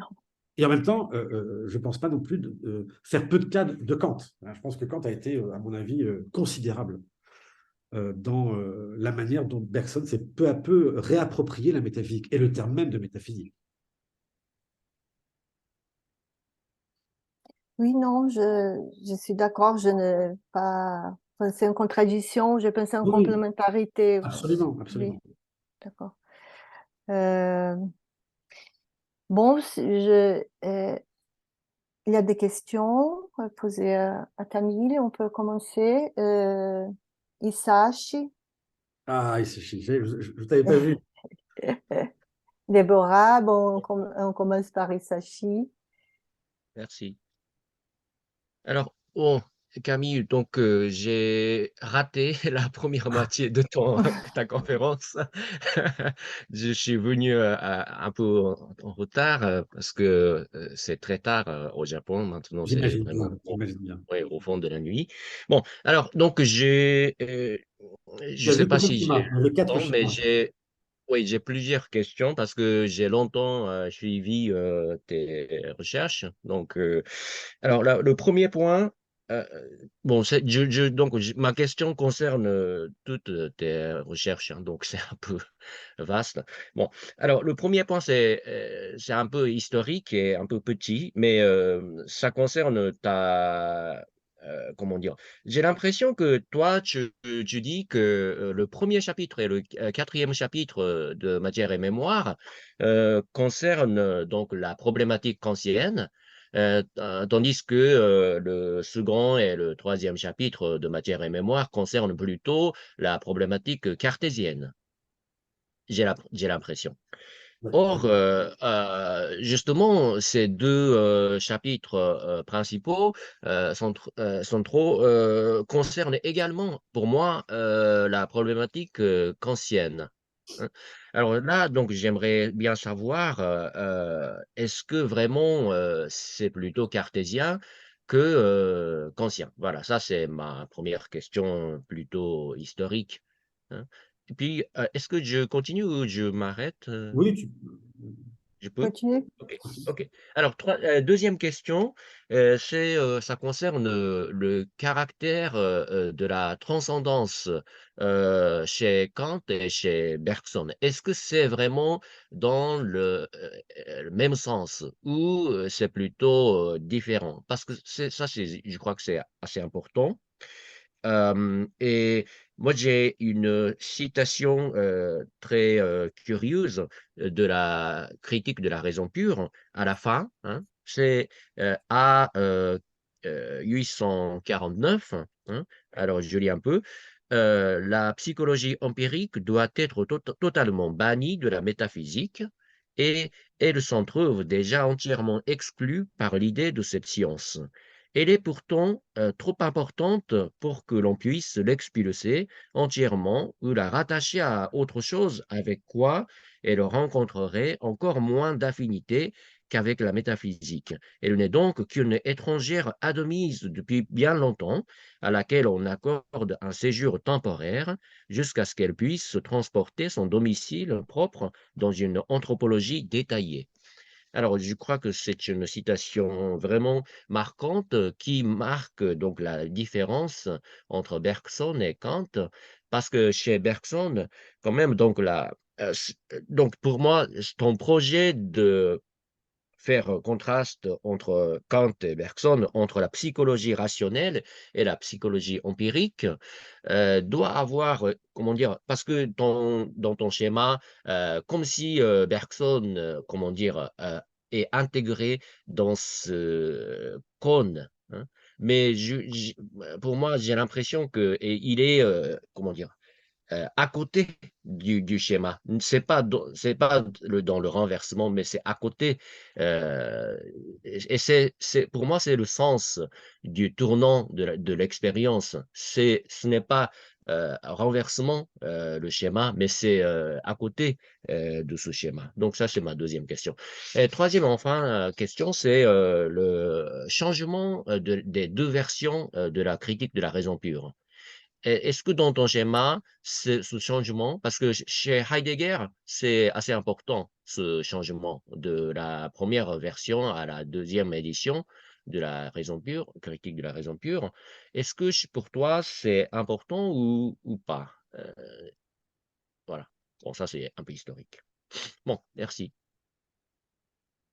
Non, merci, Isachi, pour ces questions. Alors, elles sont évidemment, même si elles sont détaillées, elles sont aussi considérables par tout l'arrière-fond. Je serai quand même assez j'essaierai d'être rapide. S'agissant de matière et mémoire, où j'ai pu dire que le premier et quatrième chapitre, si je puis dire, est davantage d'obédience kantienne, et le troisième et quatrième d'obédience cartésienne, ce qui serait assez logique, puisqu'il s'agit au fond de couler une matière cartésienne dans une forme kantienne. Il ne s'agit pas pour autant d'un partage des tâches, il s'agit vraiment d'articuler ou de penser Descartes après que Kant a fait la critique de la métaphysique, et notamment de la question de l'union d'âme et du corps, de la question de l'idéalité de notre rapport extérieur au monde, etc. Autant de questions avec lesquelles Bergson doit être en règle s'il veut pouvoir reprendre à nouveau frais cette question de l'union, cette question cartésienne des rapports de l'esprit au corps. Donc, là-dessus, je resterai sur cette position, et je pense en plus que c'est vraiment à ce moment-là que Bergson prend conscience de l'importance que Kant doit avoir dans sa propre œuvre. Parce qu'on le sait, le deuxième chapitre avait été rédigé en premier. Il avait paru dans une revue, et il n'a écrit le premier chapitre qu'ensuite. Et c'est pour ça qu'aussi il va considérablement reformuler, retravailler son deuxième chapitre pour la rédaction finale. Et c'est une manière, au fond, de prendre en considération précisément toutes les objections que Kant avait formulées. Donc c'est vraiment à partir de là qu'il en prend conscience. Et ce n'est que rétrospectivement qu'il va relire l'essai sur les données immédiates de la conscience à travers les différents articles que l'on peut trouver dans la pensée de mouvement, et surtout dans l'énergie spirituelle. Mais vous allez voir que là, c'est étonnant à quel point il va assumer l'idée que la durée est substantielle, c'est le premier paralogisme, que la durée est simple, et au fond l'affaire de la personnalité. C'est-à-dire qu'il va reprendre en quelque sorte tous les termes que Kant avait critiqués, assumant résolument ici de proposer une métaphysique. Ce qu'il n'avait fait, si je puis dire, que implicitement dans l'essai. Sur le terme de transcendance, évidemment, c'est très différent de l'un à l'autre. Dans une première approximation, on pourrait dire que la transcendance chez Bergson, d'abord, c'est plutôt un transcendé. Il y a quelque chose qui précède déjà l'acception phénoménologique, c'est-à-dire que c'est le mouvement de sortie qui importe davantage que le terme auquel il se rapporte. Souvenez-vous de la définition de Bergson de la métaphysique comme effort pour dépasser la condition humaine. Oui, toujours cet effort-là qui pointe sur plutôt la verbalité même de la transgression, en sorte que justement, il ne s'agit surtout pas de poser l'absolu comme un terme séparé auquel on n'aurait pas accès. Donc il y aurait ici plutôt une autre manière d'articuler la transcendance et l'immanence, puisqu'il s'agirait de retrouver la transcendance depuis l'immanence, et même, au fond, de contester cette notion de transcendance et d'immanence. Et il y a un passage dans un cours où Bergson le dit. Il dit, au fond, ces termes sont des métaphores spatiales. C'est-à-dire que transcendance et immanence, on les emploie, mais elles ne sont jamais parfaitement adéquates, en tout cas à la chose métaphysique elle-même, puisque au fond, on ne fait qu'importer aussi des termes spatiaux. Et c'est pour ça, enfin, qu'il en use de façon très mesurée. Même son emploi est assez rare, en fait, chez Bergson, où ce serait plutôt d'immergence, d'émergence, enfin, voilà, autant de verbes qui, au contraire, a trait à, à l'image liquide, comme je disais. Et enfin, troisièmement, alors ça, attendez, alors Bergson, à quoi il oui, bien sûr, Bergson a son propre code, hein, il ne s'agit surtout pas de les superposer l'un à l'autre. Quant aux deux éditions, il faudrait voir les cours de Bergson lui-même. À la rigueur, ce n'est pas ce que j'en pense moi, mais je n'ai pas l'impression que Bergson fasse une différence. C'est-à-dire que les paralogismes, par exemple, sont vraiment détaillés dans la première, et donc il va s'attacher à la première, mais il ne verra pas un écart où il s'agit au fond de révéler un Kant plus originel que celui qu'on a retenu, ce que va faire Heidegger. Parce que justement, dans la lecture que j'ai, je pense qu'Heidegger a un rapport avec Kant qui est exactement le même que le rapport que Bergson entretient avec Descartes. Toujours ressaisir des virtualités inexploitées, et là que Heidegger trouve, débusque dans la première édition.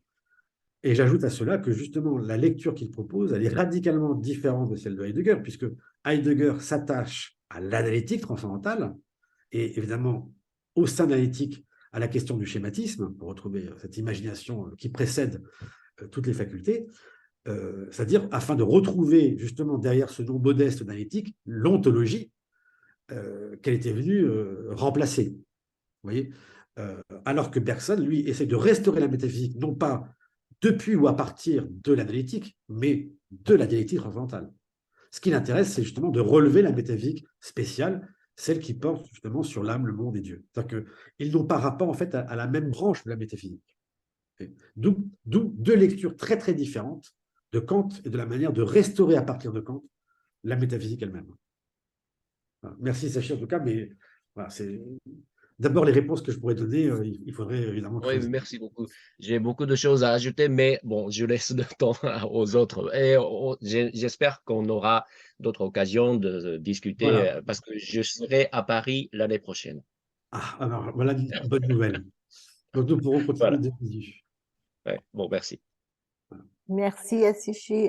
Déborah, c'est à toi. Je pense que Bruno a levé la main avant. Non? Ça va, Bruno? Je peux faire la question? Vas-y, je peux le faire. C'est vite. Hein? Camille, je voudrais te dire d'abord que je trouvais ton exposition très claire et aussi tes schémas, ils sont vraiment utiles pour nous faire voir les points vers lesquels Bergson se dirige dans sa critique systématique. Et je voudrais aussi profiter pour dire combien je trouve admirable ton travail sur les rapports de Bergson avec les autres philosophes. Et c'est à cause de ça, je profite qu'il y a des Brésiliens là pour dire qu'on a fait la traduction de la relève intuitive et on est en train de faire la traduction de l'article sur Descartes, tu le sais, hein, qu'on va publier prochainement au Brésil. Mais ma question, c'est très simple. Parce qu'elle tient à ce qu'on peut appeler systématique chez Kant, ok? Parce qu'on a eu la conférence de Lane. Lane, il m'a demandé de s'excuser parce qu'il a vu ta conférence, mais il a dû partir parce qu'il est Thanksgiving Day hier. Il a toute sa famille qui est venue pour lui visiter, donc il ne pourrait pas rester. Mais il nous a parlé du cours sur l'évolution du problème de la liberté et il a fait ces remarques que c'est la plus extensive ou la plus grande considération que Bergson fait sur Kant et ça enveloppe la critique de la raison pratique. Et c'est ça ma question. Est-ce que tu penses que tes schémas te rendent capable de penser les systèmes conscients trois critiques. Parce que je pense que cette question est importante parce que même si tu considères que c'est la critique de la raison pure que Bergson prend en considération, tu affirmes ça, je pense que comme l'intuition bergsonienne, soit qu'on dise qu'elle est émotion créatrice, soit qu'on dise qu'elle est supra-intellectuelle, elle est quelque chose qui se mouvemente sur les bords de la raison. Et je pense que les trois critiques forment la pensée de Kant, et ça veut dire que son système pense une raison plus élargie que la raison pure. C'est ça. Je ne sais pas si je me fais comprendre, mais c'est ça qui tu m'as fait penser oui, c'est très clair. vraiment. Oui. Donc, c'est une vraie question très difficile. Et, certains parmi vous, je sais, aussi se posent cette question. Alors, je ne sais pas si j'y réponds ou je laisse Bruno poser la sienne, mais Peut-être. j'y répondrai aussi. C'est très important. C'est un peu différent, mais je peux la faire. On merci Camille, c'était tellement suggestif. Ça me faisait penser beaucoup de choses. Et voilà, ma question, c'est surtout sur les rôles, la place de l'empirisme dans ton schéma que tu as fait, les deux cônes des schémas kantiens. Et quand tu parlais sur ça, parce que selon ton schéma, Kant, c'est plutôt du côté de l'empirisme que du côté de la métaphysique, disons. Parce que lui, il va partir du multiple pour trouver l'unité, disons, même si l'unité est donnée pour la raison, au moins dans la première critique. Donc, je voudrais savoir si...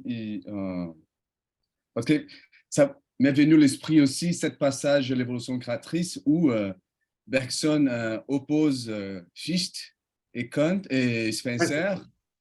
Donc, selon ton schéma, si j'ai bien compris, Kant et Spencer, c'est beaucoup plus aux côtés de Kant et Fichte serait aux côtés de la métaphysique, disons, parce qu'il part de l'unité de moi pour trouver la multiplicité ou nullité de la nature. Donc ça, c'est un peu ma question. Mais, et l'empirisme aussi, c'était Berkeley, c'était les premières je ne sais pas, à montrer les chemins que Bergson lui-même a suivis, selon ces schémas kantiens que tu as montrés. Je ne sais pas si c'était clair, mais... Alors, parce qu'effectivement, il y a beaucoup de questions et oui, qui a trait à toute l'histoire de la métaphysique telle que Bergson la repense. Je commence par la question de Déborah, qui est une vraie question, et je pense qu'elle n'est pas encore tranchée. La première réponse, mais justement qu'il faudra nuancer, c'est que, on le voit par ses cours, Bergson a vraiment une attention très scrupuleuse de la critique de la raison pure. Enfin, vraiment, je l'imagine en train d'écrire toujours avec la critique de la raison pure ouverte à son bureau. Je crois que j'avais peut-être cité, mais Peggy disait à l'époque, lui-même qui était donc l'élève de Bergson, qu'à l'école normale, à ce moment-là, il y avait deux camps parmi les kantiens. Soit déjà, il y avait deux camps, les Spenceriens et les kantiens, mais les kantiens eux-mêmes, il y avait deux camps. Il y avait ceux qui étudiaient la critique de la raison pure et ceux qui pratiquaient la critique de la raison pratique. Et que ce n'était pas les mêmes. Donc voilà, il y a aussi une histoire de la réception de Kant. Il s'est fait progressivement, sachant que la troisième critique n'a pas eu tout de suite les faveurs de la réception française et qu'il faut attendre encore le XXe siècle pour lui donner l'importance qu'on lui sait. Alors, ce serait ma première réponse dans le sens où Bergson prétend vraiment faire une métaphysique spéculative. D'abord, c'est-à-dire que vous voyez aussi ce qu'il dit dans l'évolution créatrice, il s'agit donc non plus de voir pour agir, mais bien de voir pour voir. C'est-à-dire qu'il y va vraiment, en quelque sorte, d'une métaphysique qui ne veut pas d'emblée d'abord pratique, mais spéculative. Ça, c'est ma première réponse. Que la métaphysique qu'il entend fonder, justement, il n'entend pas comme Kant la déplacer sur le terrain de la morale. Parce que Kant critique ou ruine la métaphysique théoriquement pour pouvoir la sauver ou la relever sur le plan de la morale. Ce que ne fait pas Bergson, qui prétend véritablement à une métaphysique scientifique ou une métaphysique spéculative. Et pour autant, à mesure qu'on s'approche des deux sources, il est évident que lorsqu'il y va des questions de Dieu, de la morale, etc., qu'il envisage d'un point de vue spéculatif. Mais on ne peut pas non plus l'écarter de toute dimension pratique. Et ça s'explique dans le fait même que Bergson rapproche la philosophie de la vie. Et donc, cette philosophie elle-même, de la durée, de la vie, doit aussi aider à mieux vivre. Je veux dire qu'il y a quelque chose, si je puis dire, qui doit rapprocher les deux critiques étrangement l'une à l'autre. Là où Kant va les scinder, là où, en gros, il s'agit d'agir et non pas de penser, et bien d'une certaine manière, pour Bergson, il va s'agir de faire l'un et l'autre. Et que la métaphysique elle-même, en quelque sorte, est aussi un soutien pour une morale, en quelque sorte, mieux comprise. Donc, ça, c'est pour Déborah. Progressivement, il faudra mettre des nuances telles que la critique de la raison pratique, et bien d'autant plus qu'il en parle dans les deux sources et qu'il en fait la critique, il faudra l'intégrer. Mais ça n'enlève rien au fait que toute l'œuvre de Bergson doit se penser vraiment à partir de la structure telle que Kant l'a dégagée dans la critique de la raison pure. Et évidemment, la critique de la faculté de juger, c'est une autre affaire de savoir dans quelle mesure Bergson en avait connaissance. Ça, c'est vraiment aussi les contingences de la réception des uns et des autres. Quand on voit les cours de Bergson en classe terminale au fond d'Ousset, il y a des pages et des pages consacrées à Schelling et à Fichte. Il y a un demi-paragraphe sur Hegel. Comme à l'époque, si je puis dire, Schelling et Fichte avaient plus d'importance, peut-être encore, pour un professeur de Troisième République que Hegel. Comme dans certaines histoires de la musique, Berlioz était considérable et Malheur, à ce moment-là, c'était 3 lignes à la fin du 19e. Vous voyez. Donc c'est aussi toute une histoire de la réception des auteurs et qui doit aussi infléchir notre lecture des uns et des autres. Alors pour les autres questions, la place de l'empirisme. Non, là, justement, j'essaie de montrer dans ce deuxième kantisme un Kant qui est engagé dans la voie de l'intelligence. C'est-à-dire que c'est au fond un modèle intellectualiste, pour parler comme Bergson. Oui, de Kant que j'ai proposé. Alors que, justement, le premier Kant, le kantisme de Bergson, celui précisément que Bergson entend prolonger, c'est celui qui va faire de la métaphysique une expérience. C'est celui précisément qui va prétendre que cette intuition que Kant disait inaccessible, non seulement est accessible, très près de nous, mais en plus capable de relever la métaphysique et de répondre à toutes les objections que Kant avait adressées à l'ancienne métaphysique. Et en cela, Bergson n'est surtout pas un pré-kantien, mais véritablement un kantien, puisqu'il intègre l'idée que la métaphysique doit être intuitive. Et donc, c'est là que l'expérience a véritablement sa place. Vous voyez ? Il ne veut pas de cette expérience dont parle Kant dans la critique de la raison pure, qui est une expérience justement qui va du multiple à l'un, c'est-à-dire qui commence d'abord par un pur éclatement des données, hein, et qu'il s'agirait simplement de réordonner progressivement, comme un chaos que les formes de l'entendement servent à agencer et à unifier progressivement.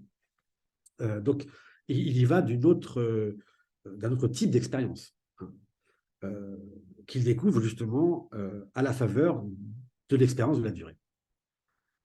Voilà ce que je dirais, ce qui permettrait précisément de faire dialoguer aussi ces deux versions de Kant, et que Bergson, d'une certaine manière, a besoin de l'une et l'autre. Et nous apprend de Kant dans ces deux versions. C'est-à-dire que celle-ci, si je puis dire, elle n'est pas caricaturale. C'est-à-dire que si on suit les indications parfois très sibyllines de Bergson, on voit à quel point il a lu effectivement de très près la critique de la raison pure, et qu'il nous apprend à la lire aussi autrement. C'est-à-dire que c'est aussi vraiment une lecture dont la portée heuristique est considérable. Enfin, moi, en tout cas, qui me fait voir Kant différemment. Et la figure, le cône que j'ai envisagé, c'est une manière de suivre la méthode bergsonienne elle-même, qu'il formule dans l'intuition philosophique. Il le dit, hein, on n'aura jamais des images capables de saisir cette intuition, mais on aura tout au plus quelque chose comme une formule. Ben, cette formule, au fond, c'est cette figure-là, un peu abstraite, schématique, que j'ai proposée. C'est-à-dire que là, vous avez, eh bien, dans votre tête quelque chose qui n'est pas l'intuition, qui en est la formule un peu desséchée, mais la seule chose que, si je puis dire, l'intelligence pourrait appréhender de cette intuition. Et ce qui est fou, c'est qu'après l'avoir envisagé, maintenant, je vois Kant avec ces deux cônes qui s'emboîtent l'un avec l'autre. Et là, j'ai peur peut-être de vous avoir contaminé. On verra, mais en plus, voilà, on peut le compliquer, on peut l'envisager de bien des manières. Il n'y a plus de questions. Oui. Il n'y a plus de questions. Elle est L'heure a déjà avancé. On voudrait rester ici. On vous écoute parler. C'est Mais gentil. je pense qu'on doit finir la session. Je ne sais pas si Déborah, Katharine et Bruno veulent dire quelque chose. C'est le fond de notre web séminaire qui a très bien passé. Déborah, je sais pas. Bon, c'était une merveilleuse clôture. Camille, je te remercie infiniment d'être là. Et aujourd'hui, on a une séance tout entière, la journée magnifique, qui montre aussi comment parler et penser sur l'histoire de la philosophie et sur la position de chaque philosophe par rapport à l'histoire de la philosophie. C'est quelque chose encore très passionnant et même indispensable pour penser les conséquences de chaque philosophie, pour penser le présent. Parce que nous sommes dans une époque où, comprensiblement, les gens s'attaquent beaucoup à utiliser la philosophie pour penser le présent et un peu dévaluer, à mon avis, l'histoire de la philosophie. Et aujourd'hui, on a eu toute une journée de présentation magnifique et avec cette clôture, je suis très heureuse. Et je voudrais énormément remercier Catherine Azinfi, la Société des Amis de Bergson. Je suis très fière de faire partie de cette société qui est super active et qui nous donne un élan de pensée, de changement, d'ouverture même avec ces contacts avec les gens de tout le monde. Il y a Isashi qui est là à 5 heures du matin en parlant, et des gens de toutes les parties de chaque continent. C'est magnifique. Je suis très contente. Et nous avons eu un très, très beau événement. C'est tout. Merci. C'est tout. Alors, je fais aussi, pour finir, je n'aurai pas le mot de la fin, mais pour vous remercier tous, je trouve ça assez émouvant, enfin, de voir à quel point il y a eu un renouveau des études bergsoniennes. Ça veut dire que vraiment, il y a eu un moment où elle n'était plus, et qu'en quelque sorte, elle a toujours maintenant du mouvement pour aller plus loin, et que chaque génération prend la relève en découvrant cette richesse qui a en fait été jusqu'ici vraiment insoupçonnée du bergsonisme. Et qu'on trouve des membres toujours plus jeunes, toujours là, présents pour prendre la relève. Ce qui fait que moi, je suis plutôt confiant et toujours étonné qu'il y a autant de choses. Voilà, et notamment dans cette manière nouvelle de lire aussi l'histoire de la métaphysique. Et je ne vois pas d'autres concurrents. Voilà, Heidegger avait pris toute la place. Je trouve vraiment que grâce au cours, grâce à une lecture plus fidèle, moins dédaigneuse de Bergson, voilà, on est capable aussi maintenant de pouvoir vraiment revisiter tout ça. Et je remercie Catherine Azinfi vraiment d'avoir pris la relève et d'incarner cette génération, même si elle est aussi un peu enfin voilà, les deux, elle est toutes les générations à la fois. Et dire aussi que dans ce rapport de Bergson à Kant, que d'abord j'avais négligé, c'est vraiment tardivement que je m'en suis aperçu, mais on voit à quel point le livre de Katharina Zandfi, que le rapport de Bergson à la philosophie allemande est capital, et qu'il a été peut-être parfois mieux reçu en Allemagne qu'en France, où très rapidement on a voulu s'en priver, sans voir vraiment la fécondité conceptuelle qui était la sienne. Donc oui, ne négligeons pas ce dialogue entre les traditions, parce que c'est ça qui fait notre richesse-là. Alors maintenant, entre le Japon, le Brésil, enfin, vous voyez, toutes ces lectures possibles, extraordinaires. Donc merci à vous tous.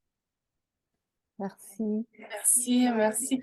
Je voudrais, si Bruno n'a rien ajouté, Je voudrais seulement remercier tous et c'est un grand plaisir de faire partie de ce grand projet envisionné par Caterina. C'est génial, le Global Black Swanism. Et je suis vraiment heureux et fier de faire partie de ça. Et merci Camille, c'était super riche aussi, les autres intervenants, tous ces jours, c'était formidable. Je suis vraiment heureux de ce qu'on fait. Merci Maria Adriana, Debra, aussi mes collègues. Merci. Et oui, merci merci Bruno, toi aussi. Oui, non, et merci à la Coupe du Monde de ne pas avoir parasité ce jour ou ces différents jours. Hier, Voilà. C'est gentil. hier, là. Le problème, on a parlé de Bergson pendant le match du Brésil, c'était pas très gentil, mais, Oh là là, c'est ça. Pierre, mais c'est vrai que ça fait plaisir d'avoir ce retour de la part des organisateurs aussi. J'étais aussi extrêmement heureuse du déroulement de ce webinaire. C'était un plaisir, toute l'organisation en votre compagnie, et je remercie vraiment Camille pour avoir couronné ce cycle par une conférence si riche, stimulante. Évidemment, il y a beaucoup de questions qui me viennent à propos du filtre allemand, de la traduction J'imagine bien. d'intelligence par Verstehen, de plein de choses desquelles j'espère on aura J'ai vu parfois l'occasion de la fumée qui sortait de ta tête. voilà, des oreilles.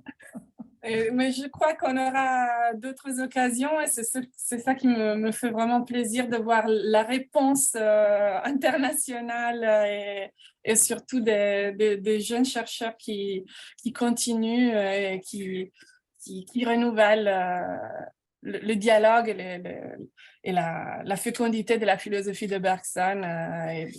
On a vu aujourd'hui avec toute cette insistance sur l'histoire de la philosophie, vraiment l'épaisseur de la durée dans dans sa puissance théorique aussi, je trouve, et ça m'a fait très plaisir de conclure ainsi ce webinaire. Donc voilà, je vous remercie encore tous, toutes pour les interventions, pour la richesse des discussions qu'on a réussi malgré le format en ligne de garder d'une très intense, très, très stimulante. J'espère qu'on se reverra peut-être en vrai avec ceux qui sont à Paris le 15 décembre à la conférence d'Émile Quémonier. Et pour tous les autres, on a toujours le rendez-vous de l'atelier Bergson qui reprend en février, organisé avec Mathilde Tahar. Et c'est aussi des moments de discussion qui sont très importants pour ne pas perdre la familiarité et certaines discussions et échanges qu'on a vraiment le plaisir de nourrir au fur et à mesure. Donc voilà, la prochaine étape sera l'Afrique en novembre 2023 normalement. Et donc voilà, on se donne rendez-vous un peu plus tôt, mais avec le regard à une prochaine étape qui sera peut-être concentrée sur les thèmes moraux. Donc la société ouverte, c'est ce qui est suggéré au moins en Émile Quémonier pendant les discussions préliminaires. Donc voilà, j'espère qu'on se reverra à toutes ces occasions. Et encore un grand merci pour les excellentes contributions que chacune et chacun a apportées à ces journées. ok.